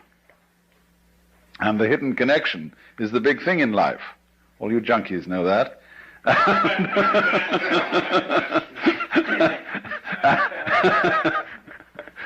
And so, in other words, we get a pattern of organization that is radial rather than an assemblage, as if the universe were really a multiverse. A lot of things that got collected together out of the infinite wastes of space and sort of began to maunder around each other. Whereas the other pattern, which is so much more sensible, is central and radial. And I showed you how the crystals and the stars and the octopuses and even the human beings are all radial structures. Of course, we don't see our radial relationship to the totality of the universe because it isn't obvious. It's obvious that a tree is an arm of the earth reaching up and waving at the sky, and a mountain is another kind of radiation from the earth, and so is a leg from a body, and hair, and things like that. But what makes human beings, as the highest of the mammals, so conscious of being independent is that they are topologically an enclosed surface, you see, which wanders around independently of the ground. What we don't notice is that we are not independent of the ground at all, that wandering around is something that is entirely related to there being some ground. In other words, when you run up a hill, the hill also runs you up it. The hill rises and lifts you as you run, you see? And if you understand that, you don't take a hostile attitude to mountains and hills. You're grateful to them for lifting you up so high in the air, because that's presumably why you went up, that the thing was high. It was lifted up. You wanted to be lifted up. It lifted you up. You had to cooperate, of course. I always like the illustration that I've used before, perhaps you haven't heard it, of the thistledown. The thistledown, too, comes moving through the sky. I once was playing with the thing, and it just came out of the blue sky, and I caught it like that, pulled it under my nose, and it started to pull to get away. See? It looks as if it were a butterfly or something that pulls away when you catch it by the leg. And I thought, oh no, of course, that's not the thistledown, it's the wind. Well, which was it? You know, in a famous debate that was settled by the sixth patriarch of Zen, there were two monks arguing when a flag was flapping in the wind, whether it was the wind or the flag that was moving. And he said, it's neither, it's the mind. And so in a way the same thing was true about the thistledown. The mind is the moving thing, because which point of view will you take? Which attitude of mind will you take towards this? Is it the wind moving the thistledown? Or is it the thistledown that is moving itself with the wind? After all, when you see a sailing boat, and there's a man in the sailing boat, who is moving the boat? Is it the wind moving the boat, or is it the man moving the boat because he was smart enough to put up a sail? Much smarter way of getting around than rowing. You don't have to work. It's intelligence, you see, the mind that moves the boat. And so in the same way, I thought, this thistledown has some kind of intelligence. It's radial, it's organized, it's beautiful, and it's used that to sail itself with the wind, to enable itself to pull like a little organism playing with the wind. And so in just the same way, each one of us uses the universe to get around, and the universe uses us to play with, and to make games and patterns, and to do its stuff.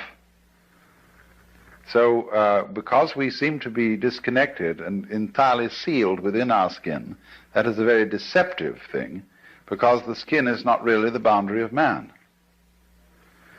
You will notice that in various periods of art, human beings have been shaped in different ways,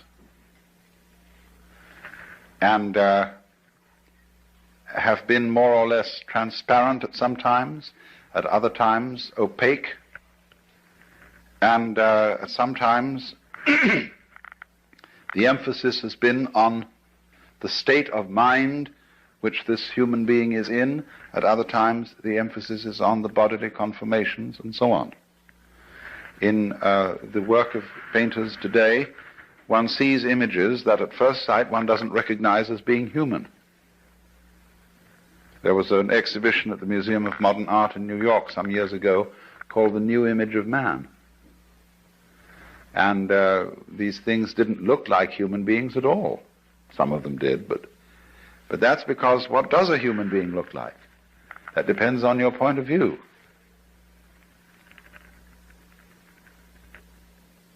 You see, if you are prejudiced that a human being is only what is inside his skin, then you think that when anybody paints the human being beyond those boundaries, that he's lost the image of man. He hasn't necessarily lost it at all. You see, there's an old feeling that the shape of the universe is the shape of man. I don't know if you've ever heard that said. That man is the microcosm, and that the universe as a whole is the macrocosm. Now, as you plumb out into the universe and explore it astronomically, it gets very strange.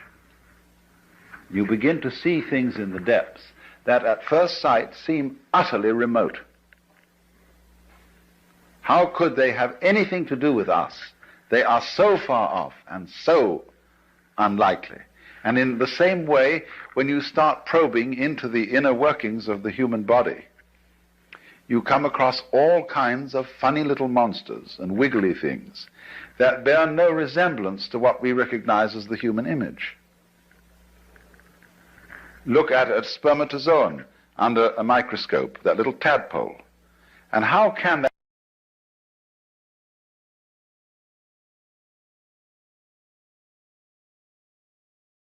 a creep sometimes, a foreign feeling about yourself, if you feel your own pulse, or if you're able to look at an X-ray in some way of your inner organs working.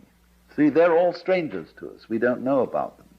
And they give us the creeps as if they were, coming across some weird insects in the dark. That sort of feeling. But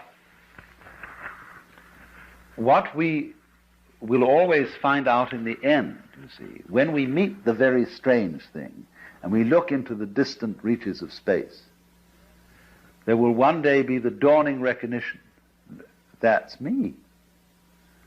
Why, that's me. And the whole game of the universe, you see, is to appear as strange to itself as it possibly can. That's how one keeps variety going. That's how one keeps wonder going, and all kinds of exciting developments.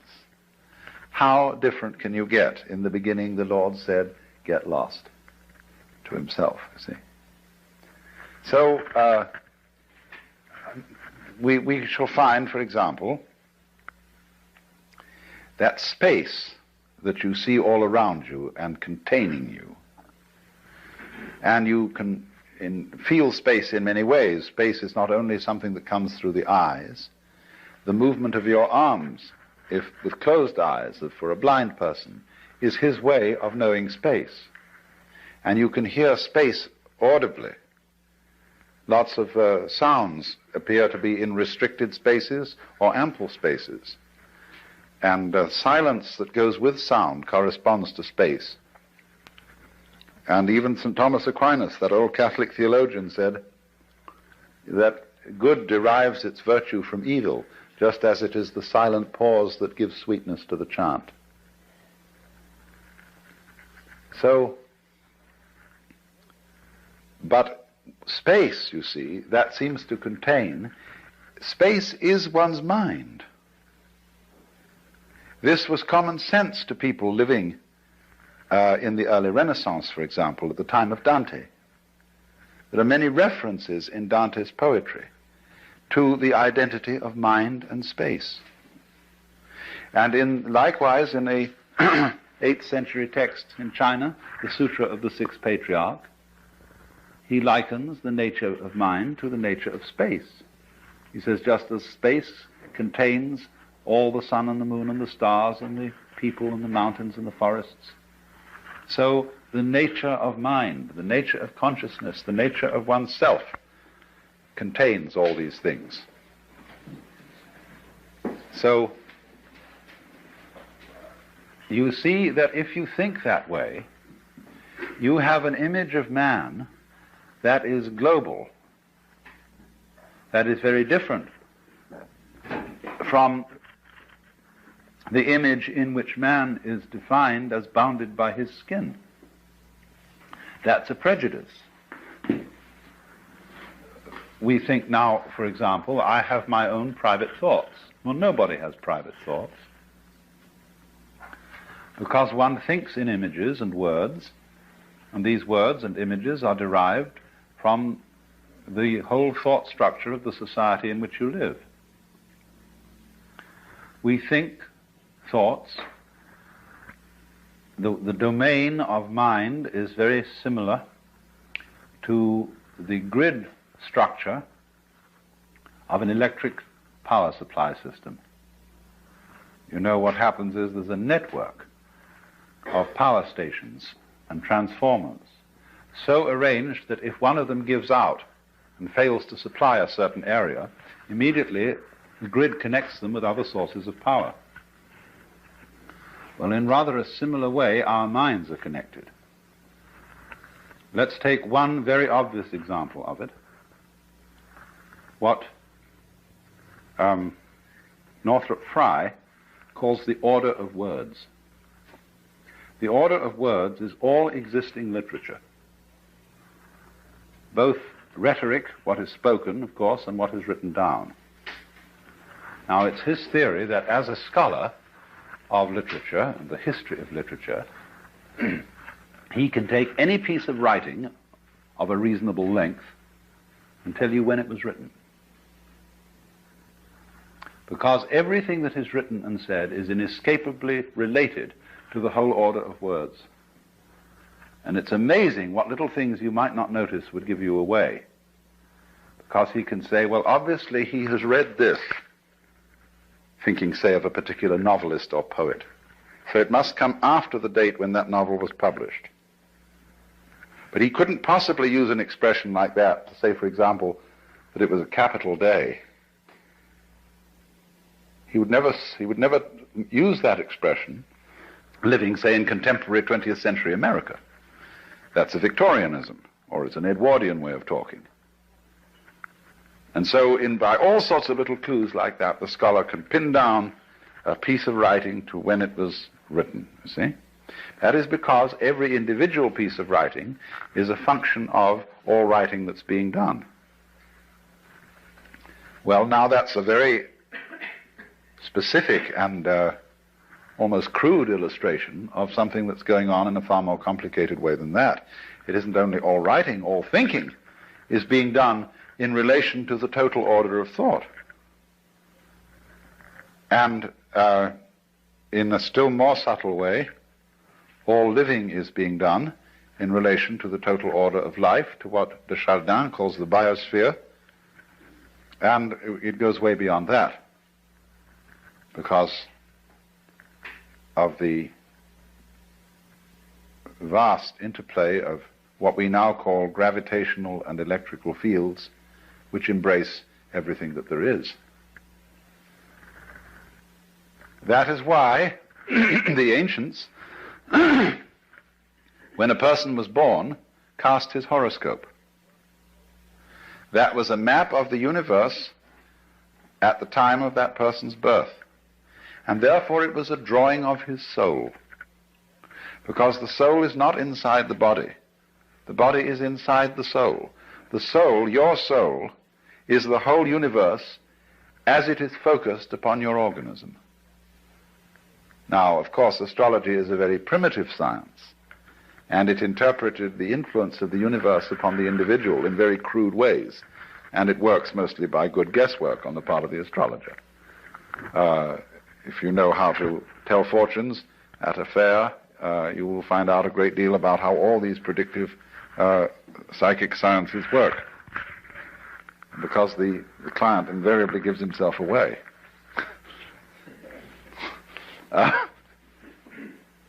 Either by his anxiety to be told the truth or by his anxiety to conceal it. They work equally well. Now, but there is, you see, underneath the astrological notion, a sound idea that the true map of the soul is the picture of the universe surrounding the individual. It isn't necessarily your soul is not the picture of the universe just at the moment when you were born, you see. It goes along all the time you live, because the whole thing expresses itself through you. And therefore, in that sense, the map of the stars, the horoscope, etc., was an image of man in just the same way as we regard a picture of the human body as an image of man. And it's an image from a different point of view. It's a bigger image. It shows, in other words, that your mind is very largely outside your body. After all, it's inside too. It's simultaneous. You see, I cannot think. I can't have a mind without seeing, feeling, and relating to other people. Without all the social institutions, not only language, but the laws, the customs, the gestures, the rituals by which we relate to each other. All those things compose the mind. For the mind is a huge network of relationships and interconnections at a high level of sensitivity. Mind and matter are, of course, polar. They go together. There are two ways of thinking about the same thing, or shall we say two dimensions of the same thing, just like length and breadth, or just, shall we say, like shape and color. You see, nobody ever saw a shape that wasn't colored. Nobody ever saw a color that wasn't shaped. And yet we can see there's a very clear difference between color and shape. But they always go together, they're always found together. Well, it's the same sort of relationship between mind and matter. And the difficulty that people have in trying to reduce one to the other and saying, well, the world is only material, or saying, on the other hand, that it's only mental, is the same difference you would have in trying to reduce all shapes to colors or all colors to shapes.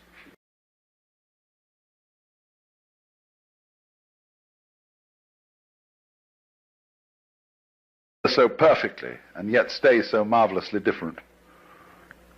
That's why the Buddhists say, difference is identity. Identity is difference. It sounds goofy, but it makes a great deal of sense, because what it's saying is a relational thing.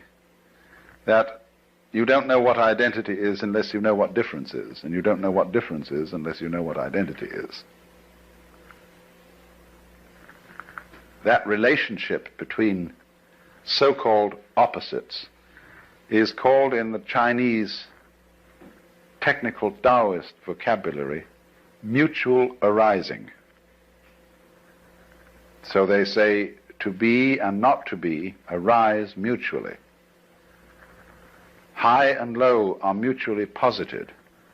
Long and short are mutually delineated, and so on.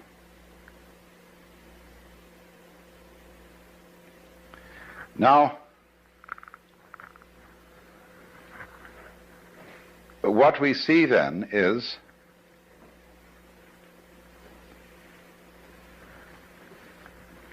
the totality of the cosmos focused at each point, you see, gives rise to the illusion of the independence of the point from the whole. Just as the human being, by virtue of having an enclosed epidermis, and to be able to walk instead of having to be rooted to the ground, presents the illusion of being separate. And so that's why I asked Vada to do these demonstrations last night, because he showed visually the interdependence of the figure and the background, and how the two play together, how you can switch from paying attention to one to paying attention to the other, and in each case it's significant. That is an art that we have lost in our day-to-day perception of life, and it leads, practically speaking, to the serious problem of ecological blindness. That is to say, to the ignorance which most human beings seem to suffer from, especially in our culture, that they are inseparably related to their physical environment. It looks as if we aren't. It looks as if we can go out with bulldozers and insecticides and every kind of a gadget and make over our physical environment as it suits our whims. But then we discover to our consternation that we've upset all sorts of balances, that the house we made such a nice flat lot for on the hillside suddenly slides down the hill when there's a rainstorm because we took away all the shrubbery that was binding the hill together. And, you know, this happens in Hollywood every day. And,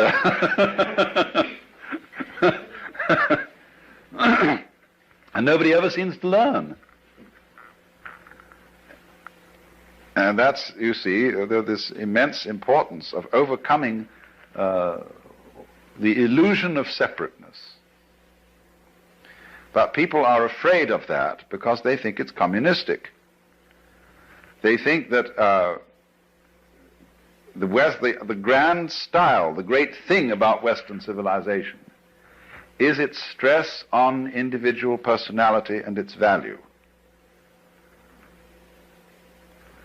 And that we have created the ideal of personal integrity. That is to say that the most important thing in the world is the individual. All collectivities, corporations, states, and so on, exist as servants of the individual. And if they get in his way and they interfere with his private enterprise, whatever that may be, it's a bad thing. Man, the individual, is the crown of creation from this point of view. And therefore, when anybody suggests that individual man is not what you thought was an individual, but is in some way united with, grounded in the totality, then if you're this kind of rugged individualist, you mix up your vocabulary and you call the totality the collective. Now, the collective and the totality are two completely different things. The idea of collectivism is based on individualism. It's the idea that the society of mankind and the physical environment beyond it is a collection with nothing of the kind. That's the idea of cosmic flotsam and jetsam that all floated together into a collection. And that's the obverse of individualism. You know, American individualism is the same philosophy as Marxist collectivism, seen from the other side, because they're both based on the same erroneous sensation of individuality. Now, what people don't understand is that a complex and interesting personality is not a matter of being isolated. It's a matter of being deeply connected with and aware of one's relationship to the whole surrounding cosmos. Let's suppose that I'm preparing to make a date with some lady, and she's such an individualist that her thoughts are only occupied with herself. She never thinks about anything that isn't herself. Well, she's an awful bore. She has nothing to say. She's not interested in any books, in any landscapes, in any works of art, in any literature, in any other people. She's a total bore. But the more, on the other hand, she would be interested in all those things that are supposed to be not herself, the more of a colorful personality she becomes. So the rule is to get away, you see, from these ideas of the individual as finding his individuality and uniqueness through independence, but rather finding his individuality and uniqueness through being related. Because, you see, that's what makes us look at the word relation from another point of view when we talk about our friends and relations. Supposing I come across some individual who I can't make out what kind of a thing he is. I can't make out where he came from. His accent isn't American, it isn't British. It isn't particularly Middle Western, it certainly doesn't have the overtones of New York or New England. He just talks flat. And as to his style of clothing, it's utterly nondescript. Well, I think this is pretty much of a bore. What I like to see in an individuality, in a physical individual, is ways that I can relate him to his ancestry. That he has this little subtle accent, or this mannerism, or this eccentricity, or whatever it is that connects him with a great background, you see? But it's his connection with his background that makes him so significant. If I can't see that connection, he becomes uninteresting. So, there is no thought in this approach to devalue the individual. What really does devalue the individual is any kind of religious or political philosophy that overstresses his isolation. And this is something that Californians in particular need to take note of. And because many people feel, you see, that the development of technology and of centralized government is a direct threat to the value of personality. Well, in some ways it is. But that is only because technology is being developed by personalities who don't understand what personality is. They're working on the old individualist - collectivist point of view. They're the same. So then, you see, this is then the illusion created that the individual is operating all by himself, that actions and thoughts and deeds proceed solely from inside his skin, so that we can say, there's where it started. You see? Well, that's the game of praising and blaming. The game of who started it, who can we give candy to, who can we bang on the head. In other words, somebody has to be it. As in The Farmer in the Dell, you know, and finally you get the end, the cheese stands alone, the cheese stands alone. Hi-ho, the dairy-o, the cheese stands alone. Well, why? Who started it? The group.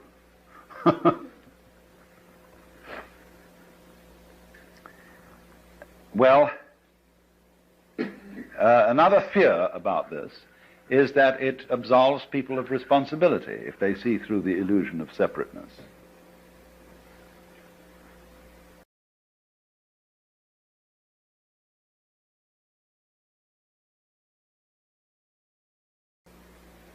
That no philosophy of history has really succeeded in making anybody more or less responsible.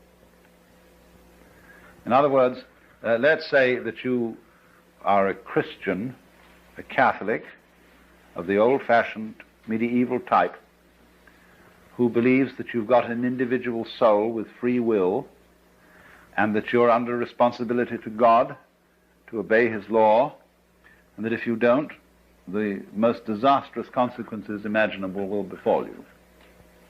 You'll fry in hell forever. There's no evidence whatsoever that believing in that made people any more virtuous than they are today. None at all. Indeed, clergy who believed in all this owned whorehouses and all kinds of things. They were just as contemptuous of law and order as anybody could be now. And part of the reason was, of course, that the threat of hell was an unimaginable penalty, like the H-bomb. It's just too big to think about, and really brings justice into disrespect because it uses such crude and clumsy methods. You know, it's like using a steam hammer to drive in tacks.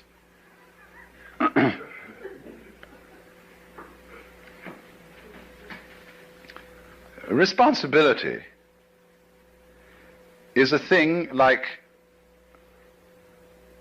a nice face, which you either have or haven't. Certain backgrounds, certain interests, certain awarenesses of relationship create responsibility in some human beings. And they live that way not because they are giving themselves sermons and telling themselves all the time that they ought to be responsible. It's because they're intelligent enough to see that being responsible makes things very much easier for everybody all round. That's all there is to it.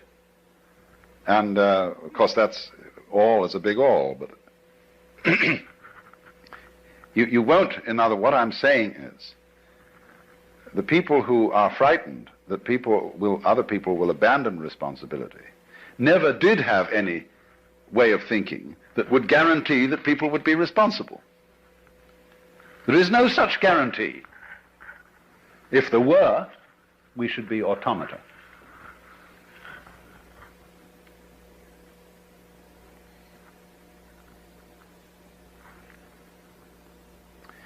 Now, I want to switch to another aspect of illusion. The quickness of the hand deceives the eye. And that is, of course, the great illusion of what we call matter. Density, impenetrability, opacity. I find it hard to talk about the illusion of matter because I'm a materialist. That is to say, I like material. And though I may seem to you to be quite self-contradictory. For example, a wine should have body. Pure alcohol doesn't. And it's terribly important in human character for there to be a blend of materialism and mysticism, between sensuality and spirituality. You see, people who are purely sensuous and materialistic get very boring. You can fill your lives with all good things, with Alfa Romeos and hi-fis and wonderful cameras and girls with beautiful bodies and Chris Crafts and dry martinis and Chanel No. 5, you know. And after a while, if that's all you've got, it gets sickening and the bottoms begin to feel like plastic and the martinis taste like medicine. And somehow, you get a distaste for life, and even for mountains and trees and waters. And then on the other hand, the purely spiritual approach to things is too rarefied, too earnest, too abstract, too purely Euclidean, And the people who are intensely spiritual and don't have any sensuality are always desperately serious, colorless, lacking in humor, and never are able to meet one as man to man with a kind of a friendly leer in the eye. That's terribly important. Yes, they live at a level of the frantic intensity. I see these two extremes need each other. Say, spirituality needs a beer and a loud burp, and sensuality needs a rough blanket and a hard bed and a cold night with the stars, to wonder about. The sensualist as such, the materialist as such, has no wonder, and the mystic, the pure mystic, has no body. He's pure alcohol. Spirit.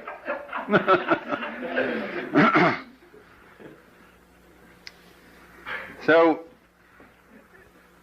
if then one should say that material is an illusion, this seems to be selling out to the spirit people and to the mystics. And so Christian scientists are, generally speaking, as personalities, totally lacking in materialism. They're prissy and lacking in color, and their churches are very, very disagreeable. They're all reading desks, and they're too bookish, and they have no ritual, no ceremonies, no verve, you see? It's all cerebral. And likewise, when people get the wrong idea about Hinduism or Buddhism, they go into this same ultra-mysticism. They start disbelieving in all material pleasures as crutches. And it's very bad to have crutches, you see. You shouldn't take aspirin when you've got a headache. You shouldn't wear glasses. You shouldn't show dependence on anything. You mustn't like your food too much, because that's becoming gluttonous. So you eat very plain food, which is not spiced, and you eat it out of a sense of duty. That is to keep the body functioning. You drink only water, because other drinks might cause certain dependencies and give you too much pleasure. And because the idea is, you see, you've got to control your mind and keep it absolutely calm and still so that you are not dependent on matter. And that's altogether the wrong approach, because, it is a game you can play. It is one of these possible things. You can play the Jehovah's Witness game. You can play the three-seed in the Spirit Baptist game. All these are various things which you can play, just as you can take up a hobby for bridge or fishing or something like that. But what happens is, you see, that the notion that the material world is an illusion is turned into a judgment of value. If it's an illusion, therefore it's bad. I ought not to be under this illusion.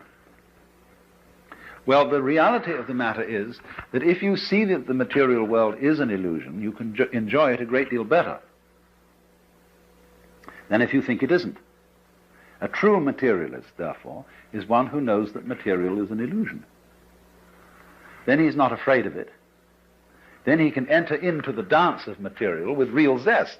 Because you see, if you're a false and a fake materialist, what's happened? You borrowed money to buy yourself a Cadillac, an impressive house, ranch style with a picture window and a patio and a swimming pool, and you've bought a lot of stock, and you somehow wangled the money and borrowed it, and you keep lying awake nights wondering if you're going to make the payments. Well, there's no point in that at all. How can you possibly enjoy all this jazz, if that's the kind of jazz you want to enjoy, if you've got to worry about whether you pay for it or not? And you get hopelessly involved, you get commitments here, commitments there, and finally you have a nervous breakdown and shoot yourself.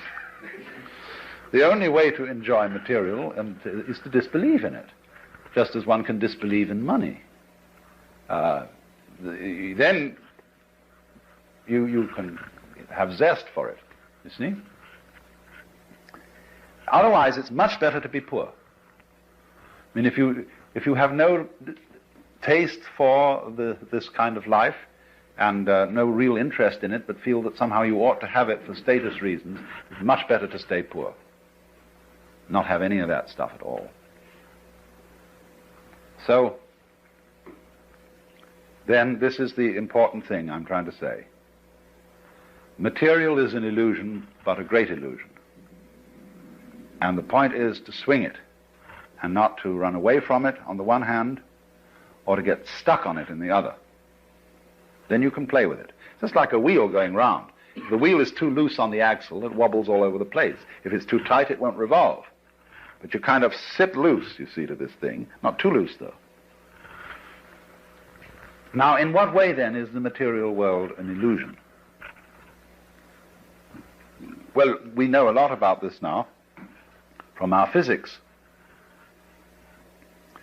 And we know that what we call solidity is force, contained force. The agitation of particles or wavicles or whatever they are at such an immense speed that they become impenetrable to other agitations. So that when I put my foot on the floor, the reason it doesn't go through the floor is that the floor is coming into existence and going out of existence so rapidly that there is no interval through which my foot can penetrate. Like an airplane propeller, you can't put your head through it without getting it chopped off. Only that if it were going far faster still, it wouldn't even cut your head off. It would just be like banging your head against a brick wall. And it has to be going fast too within an extraordinarily small and restricted space.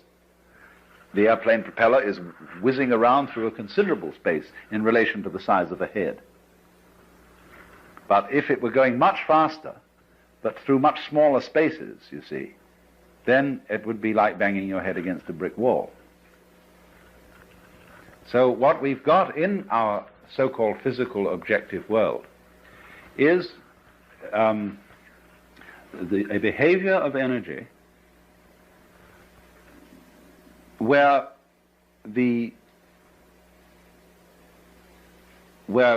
matter arises from it through its behavior in restricted spaces. Density is a quality of space rather than a quality of matter, if you see what I mean. I gave the illustration of the airplane propeller to try and show that. So that all this is an electronic, diaphanous world, very similar to other creations of electronic patterns, the dance of forms on the TV screen, the rainbow, the aurora borealis. It's all fundamentally like that. Only we are of the same kind of jazz, you see. Our bodies are this dance too, and therefore the physical world feels real to us. In other words, it feels solid because we are something of the same kind. If we were on a different wavelength, we'd walk right through it, in the same way as radio waves come right through the house. They are of such a nature that they can penetrate the spaces, the interstices, or in some way jazz signals through. And but we are on the same wavelength, you see, as the wall, and so don't go through it. But nevertheless, the whole cosmos is therefore a function of energy, or you could say of light, something like light, and therefore we and it are all diaphanous. Now, it's easier to see that if you live in a medium where things aren't so dense. There's only one other creature as intelligent as man And this lives in a medium that is less dense. And this is the dolphin.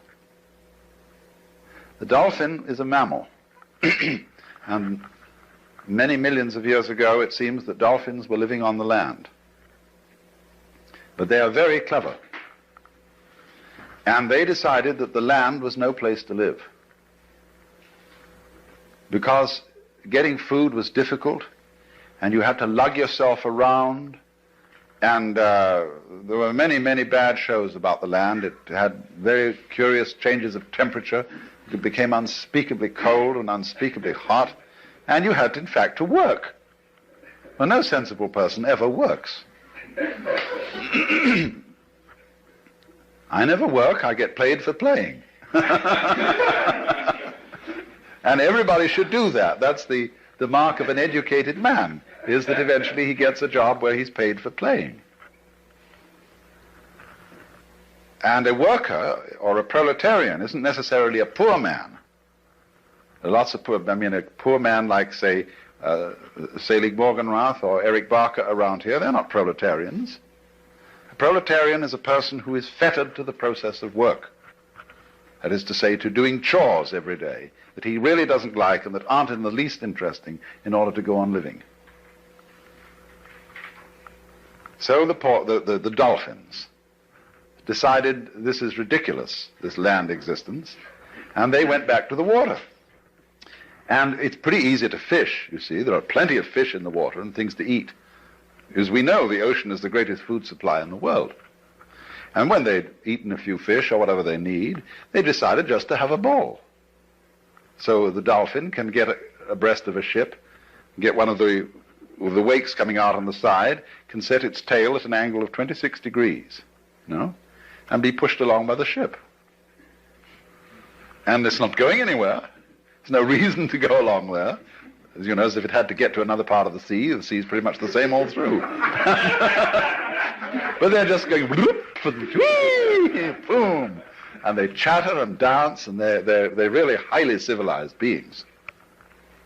And so, please don't anybody ever kill dolphins or be unkind to dolphins, because they're exemplary, high-minded creatures. And we shall soon discover this. As soon as we can set up communication with them, they will tell us all about it, and we will then invent a new style of civilization based on frolic.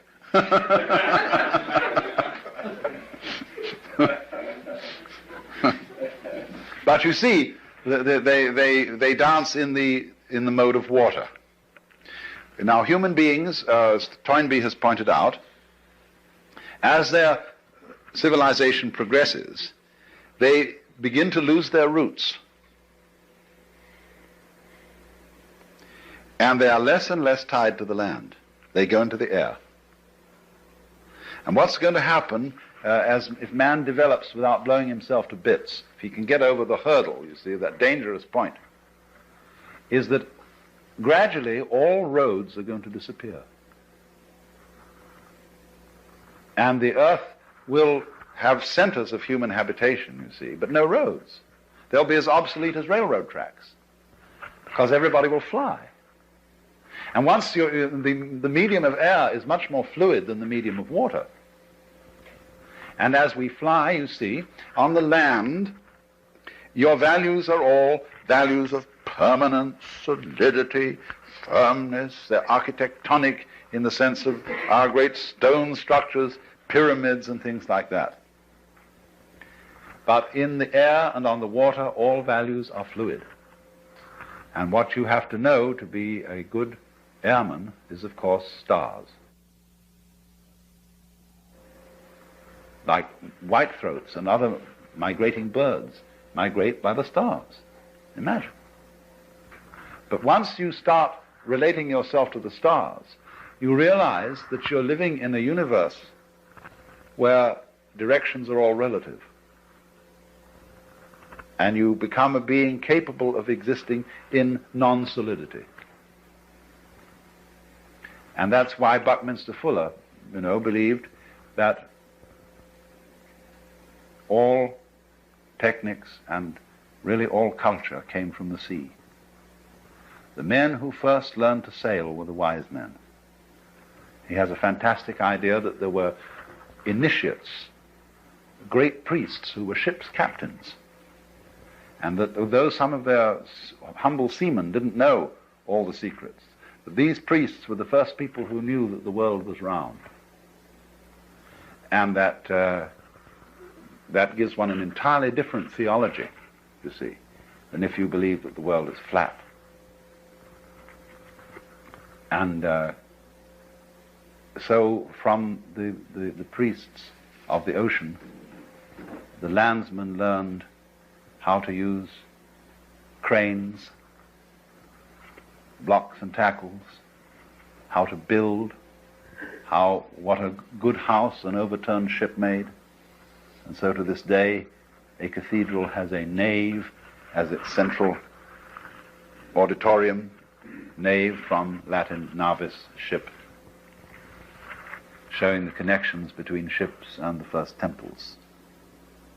And so Fuller goes on to say, now if you're a good architect, as the ancient architects learned from the ocean, first thing you should do when you get through architectural school is go and work in an airplane factory and understand the beautiful thing that man has made in a fine, fine airplane, you see, which is as great as a bird in its own way, because that's the architecture of insecurity. And that really lives with insecurity. Well, let's have an intermission.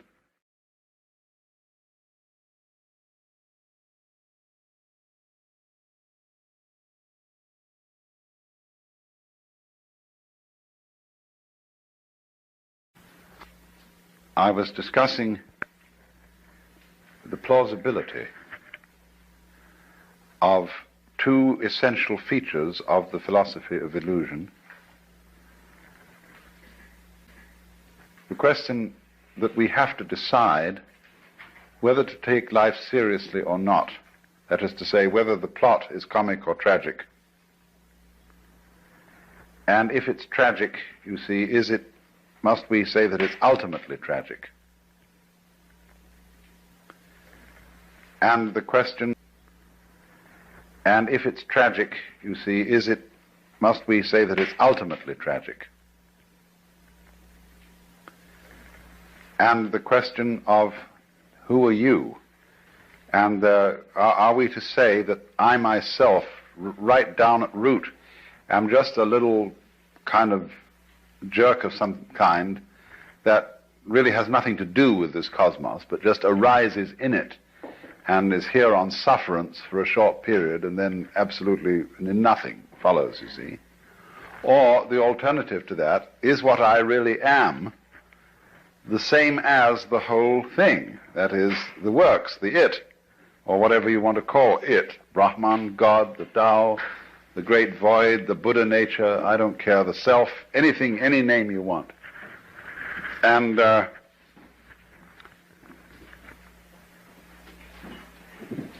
whereas that attitude, you can look at it from various points of view in judging it. You can say it's wishful thinking.